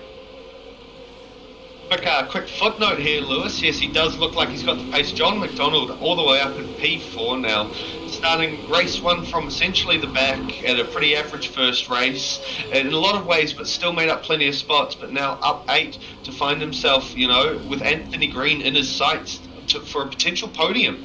So, 4 laps to go. He's got plenty of time if he can keep this pace up to reel Anthony Green in. And he's actually the fastest man on the circuit at the moment. So he has been going under a little bit of driver training, has old John. 56.9 for him on that last lap. So he's got pace in that car. He's got race pace. Unfortunately for him, disconnected as we shuffled over to the qualifying session, and he has been caught up in a couple dramas in both race 1 and here already in race 2. But he's gone. Green has gone. He's dropped it on the exit there. And, well, there we go. John McDonald now into 3rd place. A fantastic recovery. But now we've got a battle for P5. Brapp looking to get himself up into P6. And Darren Kemp still holding off Ethan Knight. Netherrealmian holding off Luke Yeager. Got battles everywhere. I do apologise for all the drivers out there. Got Matt Cecil off the road and more lawn mowing out there. There's battles everywhere. Spotfires everywhere. We just can't keep up at the moment, Snipes. Yeah, certainly can't, but we're doing our best nevertheless, looking through the pack, finding what is going on, and yeah, there is plenty. There's good battle there with Ethan Knight and Darren Kemp, P7. There is great battles right here that we're watching. A 3-man battle here for P12, and a little bit of side-by-side contact there between Lochner and McGillivray. McGillivray probably wouldn't be too happy about that, to be fair. I think he was giving plenty of room there, and I think Lochner's just understeered into him a bit and bumped him wide and then grabbed the spot. Let's see if he can get it back here. Got the run. Yeah, it's a good run. He's got yellows. There's yellows out. I don't know who that's for. Oh, and he's outbroke himself anyway, and he's going to have to cut through, so I'm not sure who that was. I think it was a black and yellow car. Matt Cecil's off doing more lawn mowing out there, and who's that? That's McGillivray that's still having a bit of an adventure out there. So Matt Cecil, I don't think he's got a braking. I don't think he's hit these brake marks down there at turn 6 for a good few laps that we've seen. But yeah, Jesse Bennett, sort of bit of skill issue tag team on McGillivray. He got the move done at turn 1. Made it a little bit awkward for McGillivray, who left him space, but then his teammate just bumped into McGillivray on the exit. As Bennett's made a mistake. He's going to balk his teammate a little bit. It will bring Brandon Dostal into it in the Matt White Motorsport Nissan. He's looking to shape up on a move if he can. I don't know if he's going to be close enough. It'll be a big send under brakes to try and do it. As we look at Lochner, he's sending it pretty deep. There's side-by-side incidental contact. Pretty small, pretty minor. It's on his teammate. Oh, and he's bumped off Dostal. He'll get I hate to say it, he might get penalised for that. That was a bit mean. He's giving him no space on the exit. So he's got the elbows out, but there's still a couple laps to go. You don't really need to be doing that, but he might find himself in a bit of trouble there. But further ahead, Steve Warwick, he's recovered to 10th after his off at turn 7, so at least he's able to get himself back into the top 10, maybe able to get Nether on the last lap if he can just string together a good couple laps here. And further ahead, Ethan Knight still stuck behind Darren Kemp. And McDonald has gotten behind, he's fallen behind Green again, so he's made a mistake at some point. And on the final lap, the gap between first and second, 1.5 seconds. Although we did see in the last race both drivers struggle. We'll stick at the moment with this battle. The second. John deep. There's contact. There is contact, but it looks like they'll stay okay. Both of them stay on track. John's going to have to send it now. He's going to go through turn 3, 4, and 5. He's unfortunately got up too high. And look, that's it. If Green keeps it all on the circuit, that's game over for John. He's thrown away a podium there, unfortunately. Yep. But a great effort from Green. Yeah, just overcommitted. And John had that position in the bag, but he's just struggling a little bit under brakes there. Is Green. We'll cut to the leaders. Lennart Grossel has won with Ryan Cox in second. Green at the final corner is just going to hold on, barring some miraculous turn of events. So, podium for a Super 3 car. We'll see if it remains that way after the first couple rounds. John McDonald, good recovery in the end to fourth, but he'll be disappointed to get himself into third place and then dropping it at some point that we didn't see. Coming home in fourth, ahead of his teammate Bratt. Good result for the team. Holding together PBF Academy, good points for them. Sidos Esports, Ayrton in P6, ahead of Darren Kemp, who did hold on over Ethan Knight for 7th. And then we have another Elmian in 9th. Steve Warwick in 10th. Luke Gager in 11th. Mark Davey in 12th place. Darren Loughnane in 13th, although there was a bit of drama there. Sounds like, we've got a bit of drama here as well. Just out on the replay. Is that just him on his own fencing it? Or was there... Oh dear. And Jesse Bennett might find himself in there. Might find himself in a bit of trouble with that one. But yeah, Kai Jones in 14th. Dostal in 15th. Then we have Jesse Bennett 16th. Matt Cecil in 17th. Damo in 18th. Reece McGillivray was in the thick of the action. He was home in 19th, but that is not a true indication of some of the speed that he has in that car. Rody home in 20th position. Eden Cooper in 21st. Laszlo Teglas 22nd with Cracker 23rd. Melody Smith 24th. And Michael Pollard the only retirement of the night so far. Oh, so Snipes, Grossel and Cox seem to be the pick of the bunch so far, but what we've seen after that has been, well, anyone's guess really. I know Steve Warwick has had pace, but a bit of bad luck there when behind green, that slight contact. But outside of that, it's random. Drivers making mistakes everywhere. We did say at the start that mistakes are going to be the key to the season and limiting them. And drivers at the moment finding the hard way that you make a mistake around here, you're not going to get that time back. Absolutely. As we said earlier, that the mistakes are just deadly at times. You can't afford to make them if you want to finish well, or at least big ones. You can make little mistakes, minor mistakes where you lose a tenth here and there, you go a little bit deep, that's okay. But when you start going off the track is when you start losing a whole lot of time, seconds and seconds. And that may not sound like a lot, but seconds really can matter, because seconds can very well be the difference between being third and second and first, in any third and 10th, it can be very close sometimes. And the best way you can get yourself into a favourable position is to not make mistakes. Yep, we did see that last year in the Dev Series, of course, limiting mistakes being the deciding factor. And it's certainly going to be an interesting race 3. We do have, obviously, John McDonald now further up the grid, probably around about where he should be pace-wise.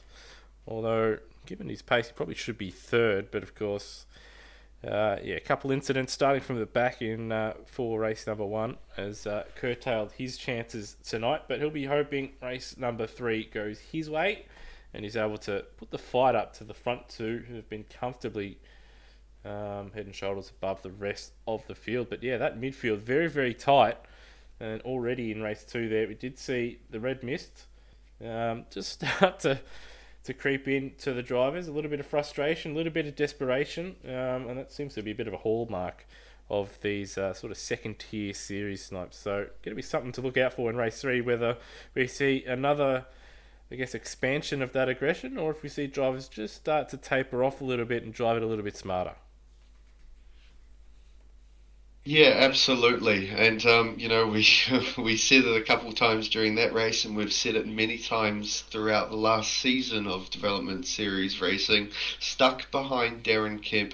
Ethan Knight in that race there found out, I suppose the hard way, the way that a lot of people have found out that he can be a very hard man to pass, and there are some drivers that are quite difficult to pass in the pack, particularly if they're getting things right. So you wanna be quick, but as you can see, pace isn't necessarily everything. If you can defend smartly, defend well, you can retain position against someone that may be faster than you. But again, it's about not making mistakes, and if you are faster than someone, being able to set them up well, because or else you see someone just stuck behind a car that's maybe a second a lap slower than them for a whole race, and can be very frustrating. You can guarantee Ethan Knight's going to be lining up the best start of his short ASR career. Yep. So, yeah, going to be an interesting race number 3 ahead. We'll take a short break as we sort of have a little bit of a lull between races 2 and 3. But of course, one more race to go tonight. With obviously we've got Cox and Gressel duking it out. Can Cox get the best of Gressel? Can we see McDonald and Warwick find their way back up to probably pace-wise where they should belong there in 3rd and 4th, and even contend with those front two? And yeah, what drama will unfold? Will we see a safety car? Of course, I did make the claim that if we're going to get one, we'll get it in race 2. We haven't seen one so far. We may see it in race number 3. Hopefully not, but you just never know here in the ASR Development Series. So we'll take a short break, but we'll be back in a few minutes' time. Don't go anywhere.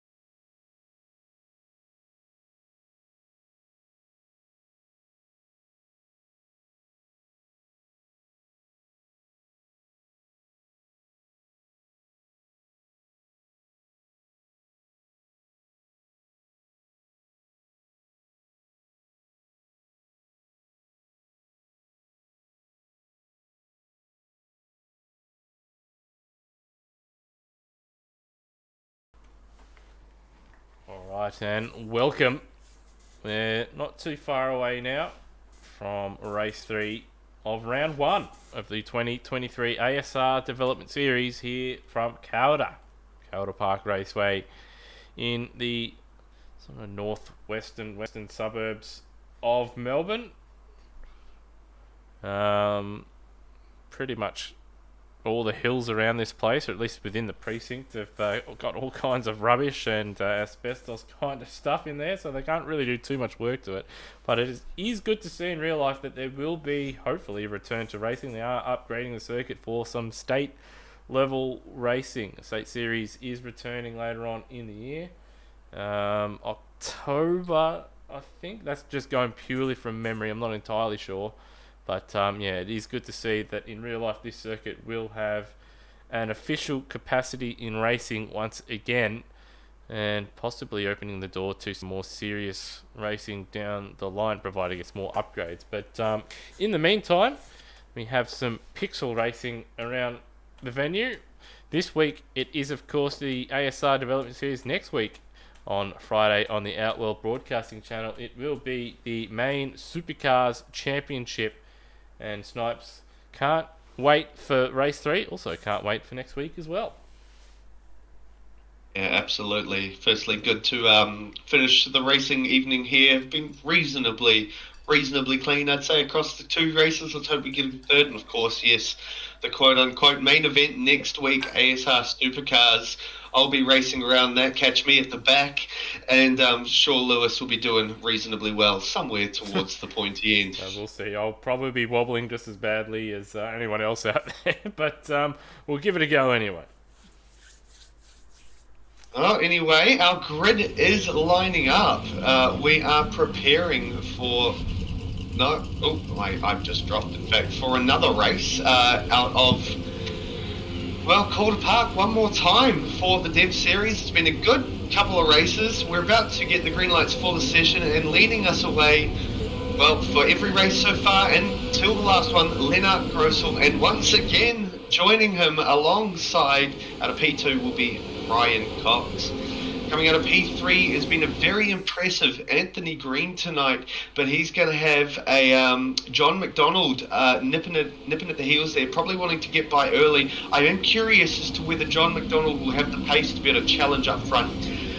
Brapp coming out of P5 there, good effort for him all evening so far, and starting alongside him is indeed Ayrton Felipe. Out of P7 we have Darren Kemp, and starting alongside him is Ethan Knight, who will be desperate to get a good start, I am sure. Netherrealmian, an excellent effort this evening, starting out of P9, and recovering Steve Warwick will line up alongside at a P10, expecting him to move forward as well. P11 says Luke Yeager, and alongside him will be Mark Davey. Out of P13, we have Darren Loughnane, a up and down evening so far for Darren, I'd say. Starting alongside him will be Kai Jones. Out of P15, we have Brandon Dostal repping the second Nissan on the grid. Yeah, here you go, Nissan. Out of P16, starting alongside him, Jesse Bennett. Obvious bias coming in, sorry about that. P17, we have Matt Cecil, who's had a bit of an average evening. He'd expect to be finishing a bit higher. And beside him is Damo. P19 has Reese McGillivray, and out of P20 we have Rhodey. P21 we've got Hayden Cupid. P22 Laszlo Teglis. Out of P23 we have Cracker, followed by Melody Smith, and rounding out the grid out of P25 we have Michael Pollard. That is a bunch of supercars all ready to go, Lewis. Very exciting. I'm hyped, let's get it going. This is it, final race of the evening, and what will unfold in the following 25 minutes and or 18 laps of racing. Looks like someone's struggling to get themselves onto the grid. Not sure who, but they'll find themselves with a warning possibly, but lights are on for the final time tonight. Who will get the jump? Grossel's had good ones this time. Oh, we've had an accident, I've heard something. There has been contact. Not sure who that is. Grossel, and we've got a safety car. Safety car, yeah. Well, there we go. There's Cracker As Cracker's involved in that, it looks like Cooper isn't going anywhere. He's got no engine. I don't know if he's blown the engine or he may have stalled it. There we go. They stalled it. So we're right on board Cracker here, who's right behind Cooper. Oh, he just didn't get out of the way. Just didn't suspect it. And, oh, there we go. Cooper still hadn't fired the engine up, so he must have been the one. This is what happens sometimes if you're the car that doesn't get yourself into position. It resets you into neutral. And maybe he's gone to then go and pluck a gear and it's stalled on him. I'm not entirely sure. We'll find out, I'm sure, in the chat after the race. But Anthony Green finds himself in the lead. Although we may see the order jumbled up depending on when the safety car was called and what the admins that are around. I think Rossi is around what may be decided there. But at the moment, Green in the lead. Ursel second, Cox third, McDonald fourth. And then Felipe Kemp Brap. Unfortunately for him, behind Darren Kemp and Ethan Knight. Another element, Steve Warwick still in 10th, Jaeger. And then Mark Davey, Darren Loughlin, Kai Jones. And then Brandon Dostal in 15th, Jesse Bennett 16th, Matt Cecil 17th. And then we have Damo, Rhodey, Reese McGillivray, Teglass, Melody Smith, Michael Pollard, Cracker, of course, was one of the drivers involved in that start line incident. Thankfully, a little bit less damage than the Thomas Randall. I think it was Andre Heimgartner was the car that collected Randall in that one. Damage turned down, and it was a little bit more of a minor hit. And he's in 24th, and then Cooper has got his car started. And he's now at the back of the field. And, well, this is going to be interesting here. Green leading his first race. 2 very fast drives behind him. You can say 3 with McDonald there as well. That's going to mix it up a little bit here, John. Oh, not John. That's Snipes. Just thinking of John McDonald there. Where you've got 2 guys behind you, arguably 3, that have been faster than in the previous 2 races. How hard do you battle here? Or do you just, well, it's race 3, I've had a good night so far, just go all out and try and hold on for, well, we might get 14 laps in of green flag racing. Look, Greg, you know as well as I do that that's not how this Dev series will like to attack things. It is going to be full beans, balls to the wall, sending it all the way to the end. Now, these couple of drivers that are behind Anthony Green here, they're going to know that they're going to have a bit of pace on him. So I'm intrigued to see how patient Lennart plays this, and whether Green can hold up Lennart, and whether Cox can therefore benefit from that. You know, a lot of ifs and buts. You know, you never know. Maybe Green has unlocked something this race and can keep them behind him, but he's got his work cut out for him. He'd much be preferring to be in the situation with a couple of laps to go as opposed to a good old 14. Another question is, has he read the safety car procedures that drivers do have to follow, of course? You don't want to find yourself picking up a penalty. He's leaving a little bit of space to the safety car, which is smart. Safety car is coming in. Now, he's going a fair clip here. Can't tell you what speed, but he may. Yeah, did seem a little bit fast here. Can't pass before the line. And Felipe is going to try it on McDonald. And we've got Cox having a look at Gersel as well. Field is actually fairly well strung out as we got contact between McDonald and Gersel there. And may have further contact. Didn't hear a bang further down. And there's Bratt that's gone around as well. And McDonald's involved. There it is. It's been called. Disaster for PBF. And right on board John McDonald here. So I think he's just been goaded into it by the cars around him breaking deep, and he's just come in and bang! He hasn't tried deviating or anything. He did have Ayrton Felipe on his inside, and then he's tried perhaps just, I don't know if he's got contact, just dropped it on his own, but what the hell happened to Bratt there? Let's go back on the old replay. Well, we got the time to now with a safety. Oh, we got to help him. No, he just lit it up. Yeah, just lit it up on his own. Actually ran into Grissel as well. So, didn't have any safety cars in races 1 or 2. And, well, now we've got 2 in a row. And, well, Green is going to continue to lead. And he's, well, one of his main rivals, in particular Cox's main rival in second, is down there in 7th after being caught up in that. John's McDonald's not had a particularly clean 3 races so far, and may find himself in the principal's office for incident 3 races tonight. Yeah, I do believe John McDonald will be getting the strap, and but a bit deep there, a little bit naughty, but it's just a mistake. Didn't quite calculate the little bit of overspeed he would have had with those cars in front of him, giving him a bit of a slipstream and just trying to brake at a real similar point, maybe even a touch later. And yeah, unfortunately just cannons into the back of Grosel there.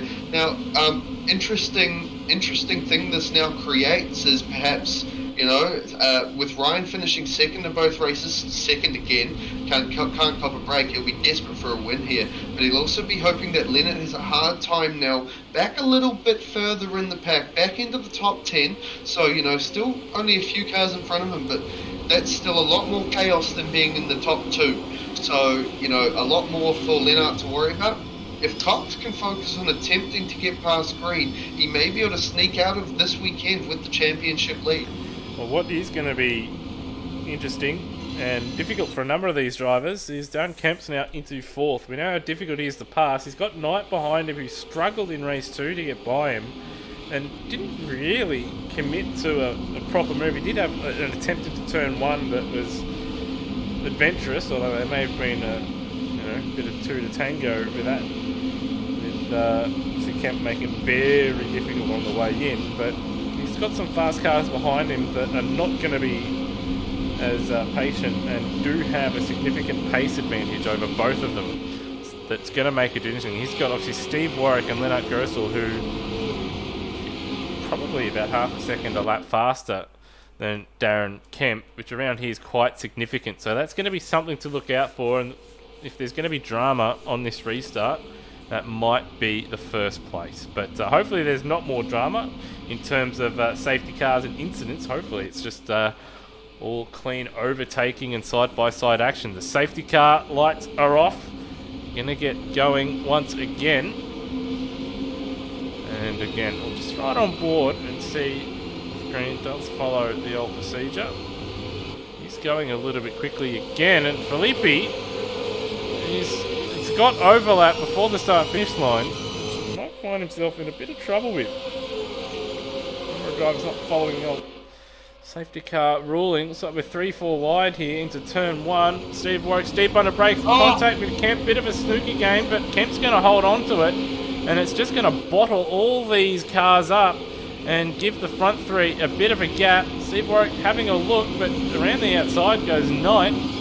And Idiot Sheep Station's down here. Gressel trying to go side by side with Knight now through the flip flop. Yeah, dangerous place to be going side by side there. They sort themselves off.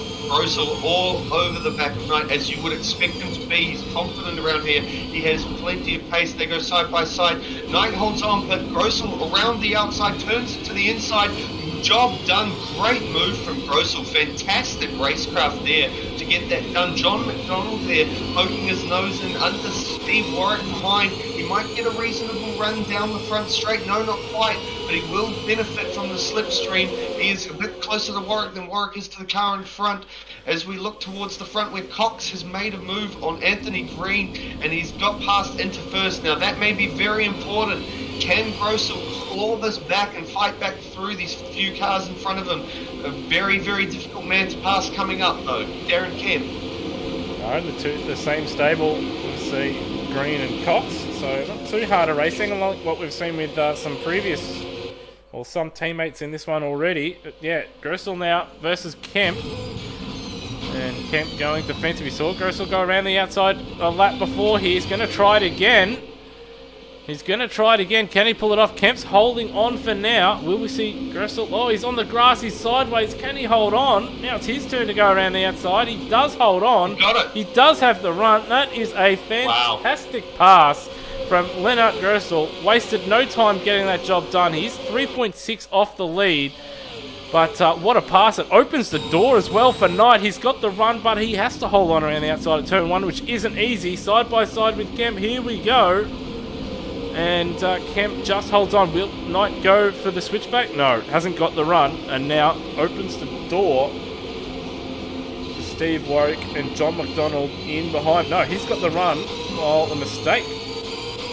So it's all happening here on this restart. Yeah, absolutely. Lennart Gressel let freeze. Oh, jeepers. Was that contact perhaps even? Coming out of the flip-flop there. John McDonald pressuring Steve Warwick now into turn 6. Will he get him with the switchback in slightly different lines through as Warwick went defensive? Warwick might be able to defend here again. He does go to the inside. Looking up the inside of Knight. Gives him a little bit of a bump there. But McDonald lighting it up there on the exit too. No harm, no foul though. But now McDonald is under pressure from, I believe that is Brapp. Brapp is going side by side with McDonald, not quite enough of an overlap, and McDonald benefiting from the slipstream here still. Brapp backs out very early, gives him the spot, says that's alright, as we look to Warwick alongside Ethan Knight still, and there we go, job done. Good racing from these blokes. So, battling for sheep stations, 8 laps to go. Steve Warwick now up, recovering to P6. But now the difficult task of getting by Darren Kemp. Already you see Lennart Gressel setting off as we see John McDonald and Knight battling it out. And Knight around the outside. Does he hold on? He's a little bit too wide. He's on the grass now. McDonald having to hold on around the outside. Got an ASR board flipping around off in the background there. So someone's gone for an adventure. As we see now Brapp up the inside of the final corner. McDonald getting that job done. Cox fastest lap of the race. 56.8.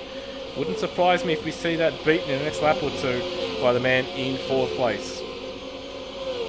Yeah, certainly all on here. Cox doing his best to stretch out a lead, try take this championship lead away from Lennart Gressel in first round. Ethan Knight still side by side with John McDonald. Some slight contact in the corner, nothing too egregious though. That is all fair in my opinion. Side by side now through 2 and 3. No, Ethan Knight continues to fend John McDonald off. Let me tell you, Ethan Knight has been absolutely under assault for the last couple of laps.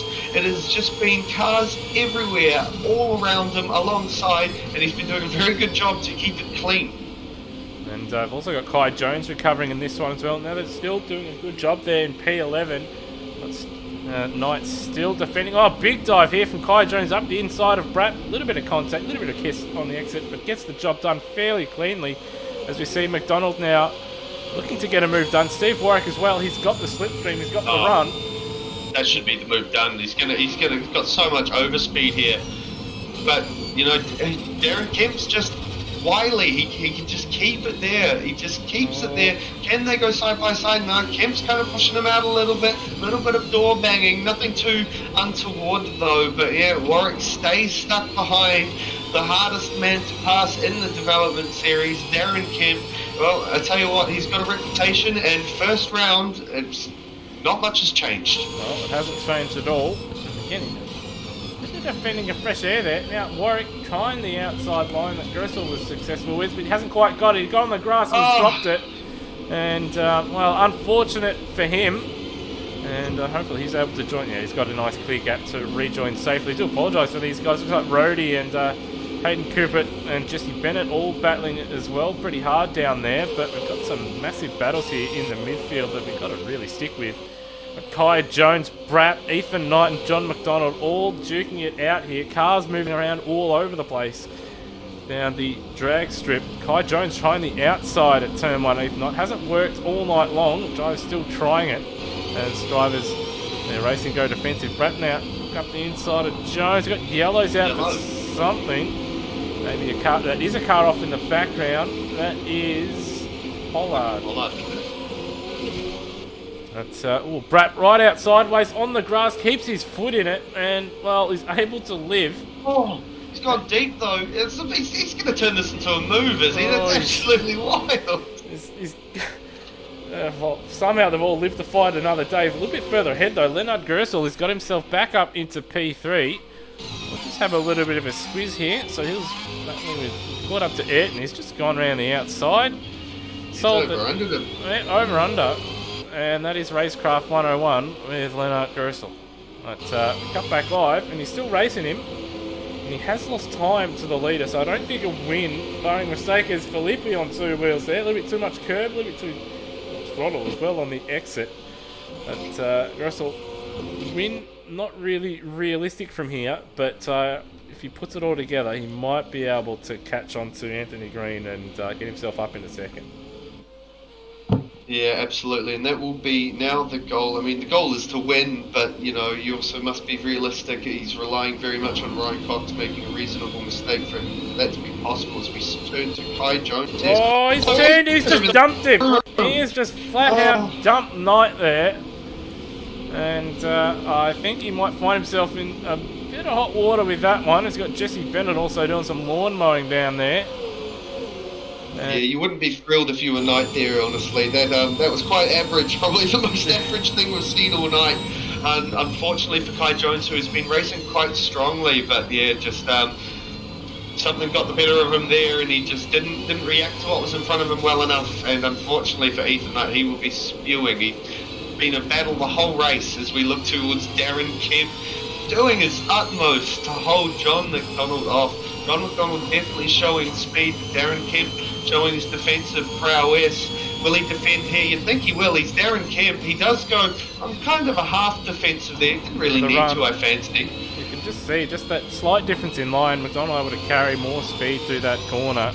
We've got safety car. We've got a safety car, so someone's going around. We've got Michael Pollard. Looks like he's redressing Laszlo contact with Tegler. So here we go. Oh, Cupid. Oh, Cupid really had nowhere to go. So on the exit, he's still there, and Tegler has just turned across the front of him. You can't expect the car on the outside to just lift for you there. And Tegler is still there, and don't tell me, he's reversed straight back onto. Pollard probably should have seen it coming, but at the same time, you don't just go and reverse onto the racing line. So there's some more lads that are going to find themselves in the principal's office after this one. And we're seeing some pitters. So Michael Pollard and Tegler's pitting, so they might have damage. But I wonder, we will get at least one lap of green running here. There is overtime, aka green-white checker. We're going to see some drama here. I think it's fair to say there's going to be at least one. I don't want to have to say it, but just the nature of this circuit, the nature of it being round one, you've got some rusty drivers out there, Snipes. I think we're going to see a driver or two go for a move that's a bit over-ambitious on this restart. Yeah, well, unlike our earlier safety cars, these are the late race ones. These are the ones that bunch up the field, and everyone's going to have one lap to do what they can. And you can bet your bottom dollar they're going to be trying to do what they can. And look, that can be a recipe for carnage. It can also be a recipe for some incredible excitement as we see Melody Smith, unfortunately, around coming out of turn 8 there. He's just... I don't know what happened there. Probably should have pitted because you're already at the back of the field. Pollard has DNF'd. If I'm at the back, if I'm Damo, McGillivray, I think Matt says these guys may have pitted, but if I'm towards the back here, I'm putting some fresh tires on. If you're already at the back, like if in the midfield you can't really do it, you're going to give up the track position. If you're at the front, you can't do it, you're going to give up track position. But if you're one of those guys in sort of the bottom 3, 4, 5, 6 positions, it's probably worth maybe putting on some freshies and going for it. We are going. It's been cleared straight away. I don't know if that's been done by admin or just been cleared. But that was a very short safety car. And we're running again. Some runners side by side. There is one lap to go. This is the final lap. The front two are technically in the same stable. So good restart from Cox on this one. Can he hold on? A little bit further back though. We do have a bit of racing. Poor run from Green out of turn 3 though here, Snipes. We may see Grossel up into second here. Yeah, this will be exactly what Grossel wants. He's got a great run now. Green will have to go defensive now into 6. He goes defensive. bit later on the brakes for Grossel. He's going to try to run the outside again. He's pulled it off a couple of times. I think he's going to pull it off again, Lewis. I think he is. Oh, I tell you what, it has been a masterclass in contact! racecraft. There's contact. I don't know if there's a bit of snooker going on there, but Ayrton Filippi's muscled his way in. And, Cox is going to take the win. Grossel's going to be second. Filippi's going to be third on the road. And, I don't know what's going on. They've got a car off in the back. That's Ethan Knight's gone around. So he's going to drop down the field. So late drama. And before I go running through the order, I've got to go and see what's taken place here. So late drama. Alright, so it's Grossel. No contact. Just lit it up. Just lit it up. A little bit too wide. Filippi getting the run. I don't know what happened after the race though. Tell you what, that is absolutely going to be gushing for green there. That's a bit naughty from Filippi, just turning hard left there, and he might find he might find himself at the end of this one not standing in third place. But that'll be something to be decided later on. But what a finish! Crystal getting back there into second place. Cox taking the win. Ayrton third on the road. Green in fourth place. McDonald in fifth. Darren Kemp in sixth. Good night for him after a poor qualifying effort. Good solid defensive driving once again. Brap Home in seventh. Kai Jones in eighth. Spirited effort from him in particularly that last race there. Having a big crack. Nether Elmi, good night from him. Home in ninth. In the top 10 all night long. Jaeger Home in 10th place. Dostal in 11th. Steve Warwick in 12th place. Davey in 13th. Bennett in 14th. Darren Loughlin in 15th. Hayden Cooper in 16th. Rody Holmes 17th. McGillivray in 18th. With Cracker in 19th. Demo 20th. Matt Cecilholm in 21st with Ethan Knight. We did see, not sure what happened to him, but obviously we did see him in the background there having a bit of a twirl coming out of the final corner towards the pits. Start-finish line, I should say. Home in 22nd. Melody Smith 23rd. Teglas 24th with Pollard, the only non-finisher in race number 3.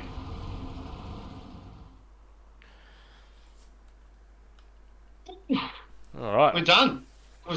That's it. We've had some racing. Yep. Look at that. 3 races over and done with.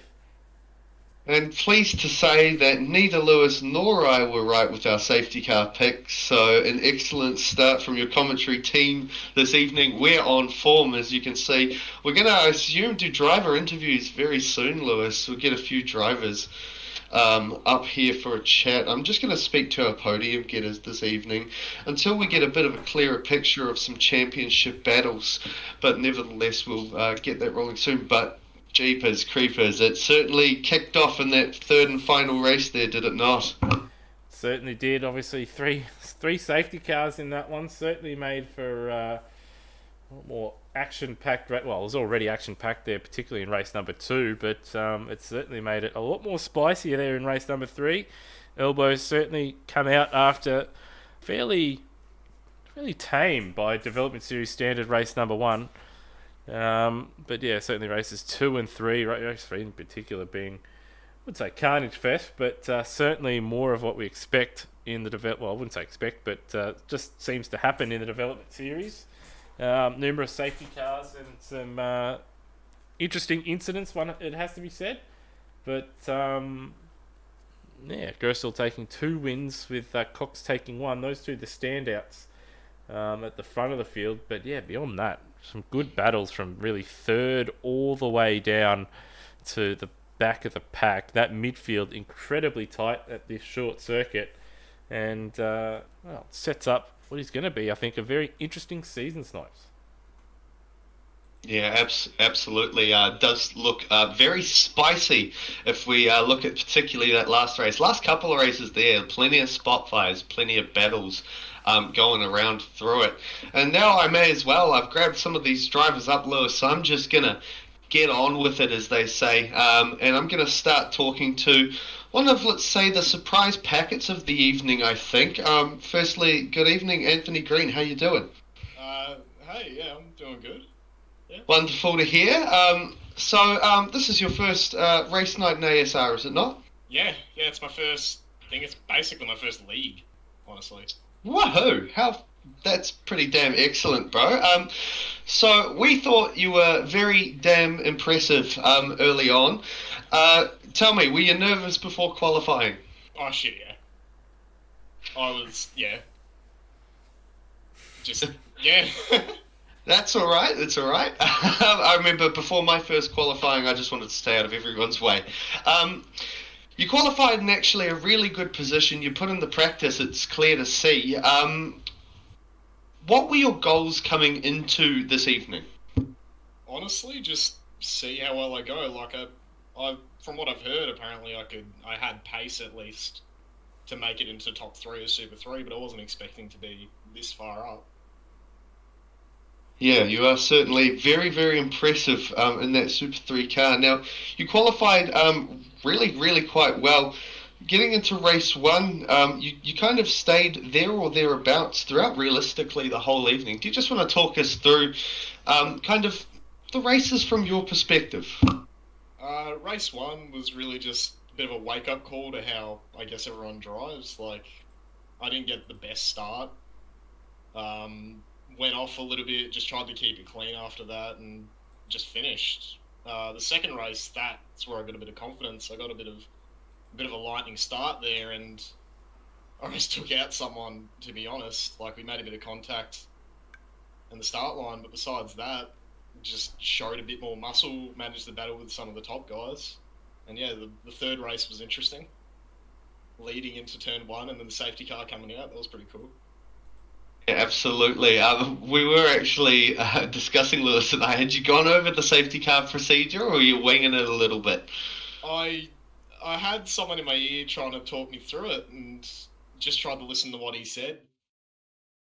Not a bad effort. Possibly a touch quick. It's at 80, but nevertheless, I thought considering your first night here racing with us, and you get lumped with the first safety cars of the season whilst leading the pack, is a pretty good effort. Now you find yourself leading the pack, yeah, throughout the third race.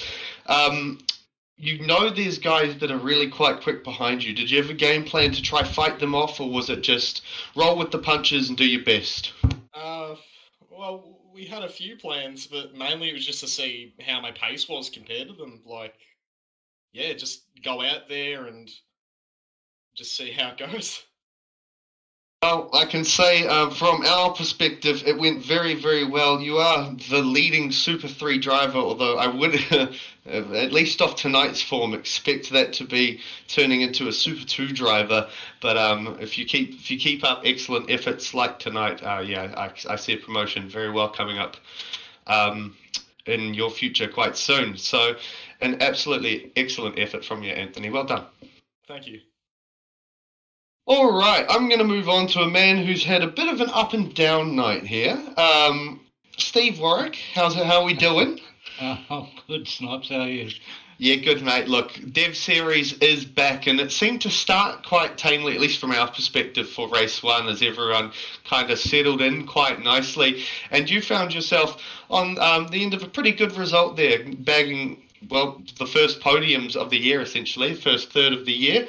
Do you want to run us through your evening?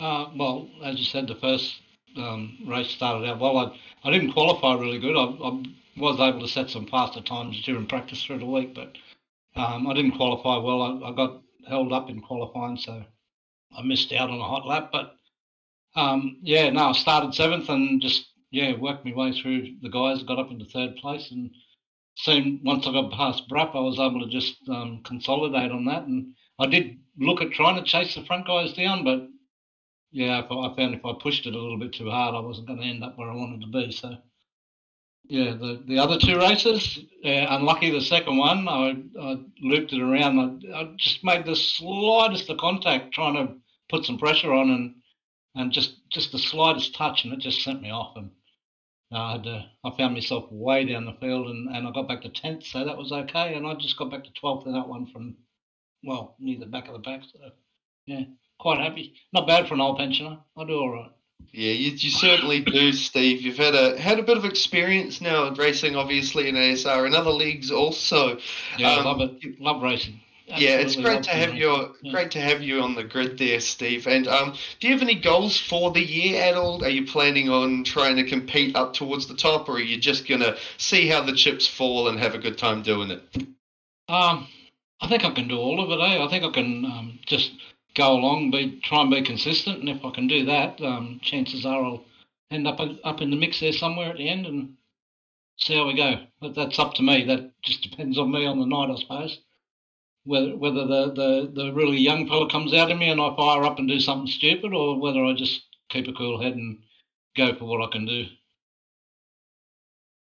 Well, tonight was a little bit of a mixed bag at points, unfortunately, but also a good first up statement that you've still got the pace. You still can run with the front guys here in the league. And, if you string it together, you could be in the box seat for some very good results. Good work tonight, Steve. Thanks, Snipes. Appreciate it. And congrats, boys. Well done.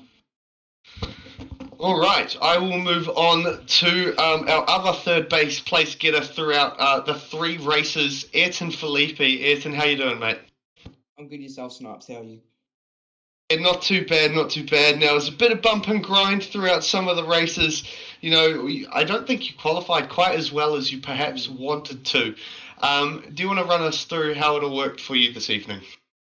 Well, Snipes, I came into it thinking a top 10 was definitely possible. Then after the disaster in qualifying, the team figured out at Sideways Esports that I had my brakes were stuck on, so something was wrong with my pedals. So it could have been the issue why I qualified 20th, but we don't know. So I did dead zones for the clutch and the brake. And then for race 1, I don't know, I found myself in, I think it was 10th. So I was really happy with that. Race 2, I was aiming to stay in the top 10 and I finished 6th. So I'm really happy with that. And honestly, some great racing. And then in race 3, SES 1, 2, and 3 at one point was awesome for the team. But I'm not 100% sure. Obviously Leonard's pretty quick. So we tried to do our best, but he's mighty quick. And, bringing it home in 3rd for me, I was pretty happy. And to see Anthony in his first time, he did really well. And Ryan, he's just on rails. So congrats to everyone at the team and Leonard, because he's really quick. Good effort there. Good recovery from, yes, a bit of an average effort from you. It has to be said. I'm sorry there, Ayrton. Do you have any goals heading into the year? Is there any heights you're aiming for in this season, or is it a bit of a see how it goes? Yeah, I could say it's a bit of a see how I go because, I wasn't even sure where I was going to finish tonight. But just to make all the rounds and make an effort to be in the 10 would be brilliant. Making all the rounds will definitely set you in fair stead for a good place towards the top 10, mate. So look, a bit up and down, but you certainly showed pace throughout plenty of points this evening. Well done. Thanks, Snipes. All right, I'm going to move on to our final Sideways Esports driver for the evening. Couple of P2s to start out for you there, Ryan Cox, but it must have felt good to get the first at the end. Yeah, it was very nice, thank you. Yeah. Right, so you've come in, we've done practice throughout the week. There's been times, I'm sure you've been looking at the leaderboard and you've been picking out who's quick and who's got what. It was very close throughout the week with you and Lennart there. How confident did you feel coming in? I was after the win tonight, and I felt quite confident. I love Automobilista. I've been playing a little bit of it lately, so I had a bit of confidence, and I knew I had a bit of pace. So that was the goal tonight, was to be up the front. Up the front you were, nothing but top 2s all evening. A few battles with Lennart throughout. Do you want to run us through what they were like for you?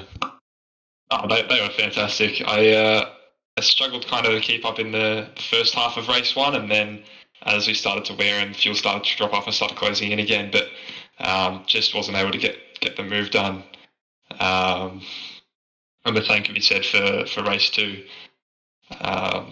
Just a little bit of inconsistency, I guess. I ran off at turn 1 probably twice tonight. But overall, it was a lot of fun, and the racing was really good. So Yeah, certainly. You brought a top class to it, and it's good to have a bit of a contender, not just a one horse race out there up the front, keeping it interesting. So yeah, a couple of mistakes there in those races that you may come to rue as such, but overall, I think you kept it on track very well. Do you think it's just a practice thing, or just still getting in the buzz, or just pressure of the moment, making a bit of a mistake, trying to push it a little bit too hard? Yeah, it's probably a little bit to do with still getting used to I guess this game and these cars, because I've played F1 most of my life really. So I just got a PC last year and I've started doing this. So getting there, but yeah, really enjoyable. Love doing it. So I'm sure I'll be putting in the hours. Mate, well, look, you've kicked your championship, your 2023 championship year off to a very, very, very good start. Commiserations on your seconds, but also congratulations on your first race win of the season, and you will be in second in the championship, so fantastic effort. Thank you very much. And last but certainly not least, in fact first, is Lennart Grossel. Lennart, wow, pretty impressive driving throughout the evening. You were put through perhaps a little bit of adversity in that last race there, finding yourself a little bit further down than you had been throughout the first two races. Do you want to run us through what was kind of going through your mind when you found yourself back in P7 early on? Oh, look, like, I wasn't too happy with what happened, obviously, but just, keeping my head calm and just tried setting heaters and just, worked out in the end. Pretty happy with that. Absolutely. Now, there was a few people in the pack that people were finding very, very hard to get past. Likes of Darren Kemp were putting on a very good defensive display all evening, but I thought you showed particularly excellent racecraft and getting around the outside up there in turn 6 of the right-hander off the back straight, and you did it multiple times throughout that third race. Is it just something that you felt was working really well for you, or was it just they've got the inside, I've got some overspeed, we're taking the outside, I guess? Yeah, first time that I pulled that move was pretty much just that. Just give it a shot, maybe it works, and then it worked out. And the next couple of times I was like, all right, just going to try it again, and worked out splendidly. It sure did. Now, some good battles there with Ryan Cox. Seemed you may have had a bit of the early pace there, but Cox certainly found a way to press you towards the back end of those races there before little mistakes set him back. How'd you feel about the battles tonight with them? Oh, really, really happy with it. Honestly, congrats, Ryan, for your win. You were on my rear end the whole time. Throughout the whole season, I think we're going to have. I think the top cars are going to have great battles over every round. It's really good. Wasn't quite the sweep tonight, but I don't think you can walk away too disappointed with pole position, 2 firsts and a second. Lennart Grossel, anything you want to say before we lead away from you? Not really. I'm just really happy with the whole weekend, honestly. Okay, well, absolutely congratulations. You will be the championship leader after round 1 of the 2023 ASR Development Series. Great job, and we'll look forward to seeing you for round 2. Cheers. And with that, Lewis, we are done with all of the driver interviews for the evening. I will now lead it back to you for the rest of the outros. Alright, so just a couple more, I guess, minor formalities to go. Obviously, congratulations to our podium getters and our 2 race winners for tonight. But big thank you to everyone that has tuned in tonight, but have also taken part or submitted liveries and been a part of the ASR community to make tonight happen. But just to go over some things that are coming up in ASR land. Of course, we do have the 2023 special event coming in a couple of weeks' time. But before that, we do have the ASR Supercars Championship, which does take place next Friday night, of course, at the same venue, Calder Park Raceway, where it's going to be a very interesting championship with a number of runners from previous seasons not registering, and certainly going to open the field up to what could be a fairly open season. Maybe open, maybe close, who knows? But certainly going to be a very interesting season ahead in the Supercars Championship, which takes place next Friday night on the Outworld Broadcasting channel. And of course, we do have the first of the special events of the year as well, the ASR Australian GP, which will take place a week before the real life Grand Prix. There is pre-qualifying. There is still a few spots available for that one. And for those that have registered and have not set a pre-qualification time, you have until tomorrow, 4:59 p.m. Australian Eastern Daylight Time, or Melbourne or Sydney time. Otherwise, you'll find yourselves driving a very slow Super Guru or Midland Spiker. So you might want to go and set a time. And for those that are interested, jump on. There is, as I said, a few spots available. It will take place on the 25th and 6th of March. On the Saturday night at 7 p.m. we'll have practice, and then qualifying 1 and 2. And then on Sunday, the 26th, there will be the qualifying 3 and the race. But of course, there is still 1 day of pre-qualification to go. So if you are interested in that and can make those times, even if you can only make the Sunday race, feel free to register and have a crack. It's only a one-off event. It's not a championship. It will be a full 100% distance race, with the fastest drivers being put in the slower cars to even out the field, and to hopefully put on a good spectacle a week out from the Australian Grand Prix. But outside of that, I do have points standings available after tonight. Of course, Lennart Grossel does lead the championship by 8 points over Ryan Cox. We have Anthony Green, currently in Super 3, might find himself in Super 2 if he continues on that kind of pace at Simmons Plains. He's in 3rd, Brapp in 4th, Ayrton Filippi in 5th, John McDonald in 6th after a very rollercoaster night, Darren Kemp in 7th, Steve Warwick in 8th, with Steve De Vries, or Netherelmian, and Luke Yeager rounding out the top 10. So that's that for the drivers. I'm not sure if we've got a team standings as of yet, but I would imagine that the Holden Together PBF Academy would be leading in that one, with all the SES cars that are in the top 5, Cox, Green and Filippi, all in different teams, because I think they have 3 or 4 different teams registered for the series, and they're all in different teams, so they won't be leading. And of course, Anthony Green being Super 3 as well. But that's the conclusion of tonight's activities.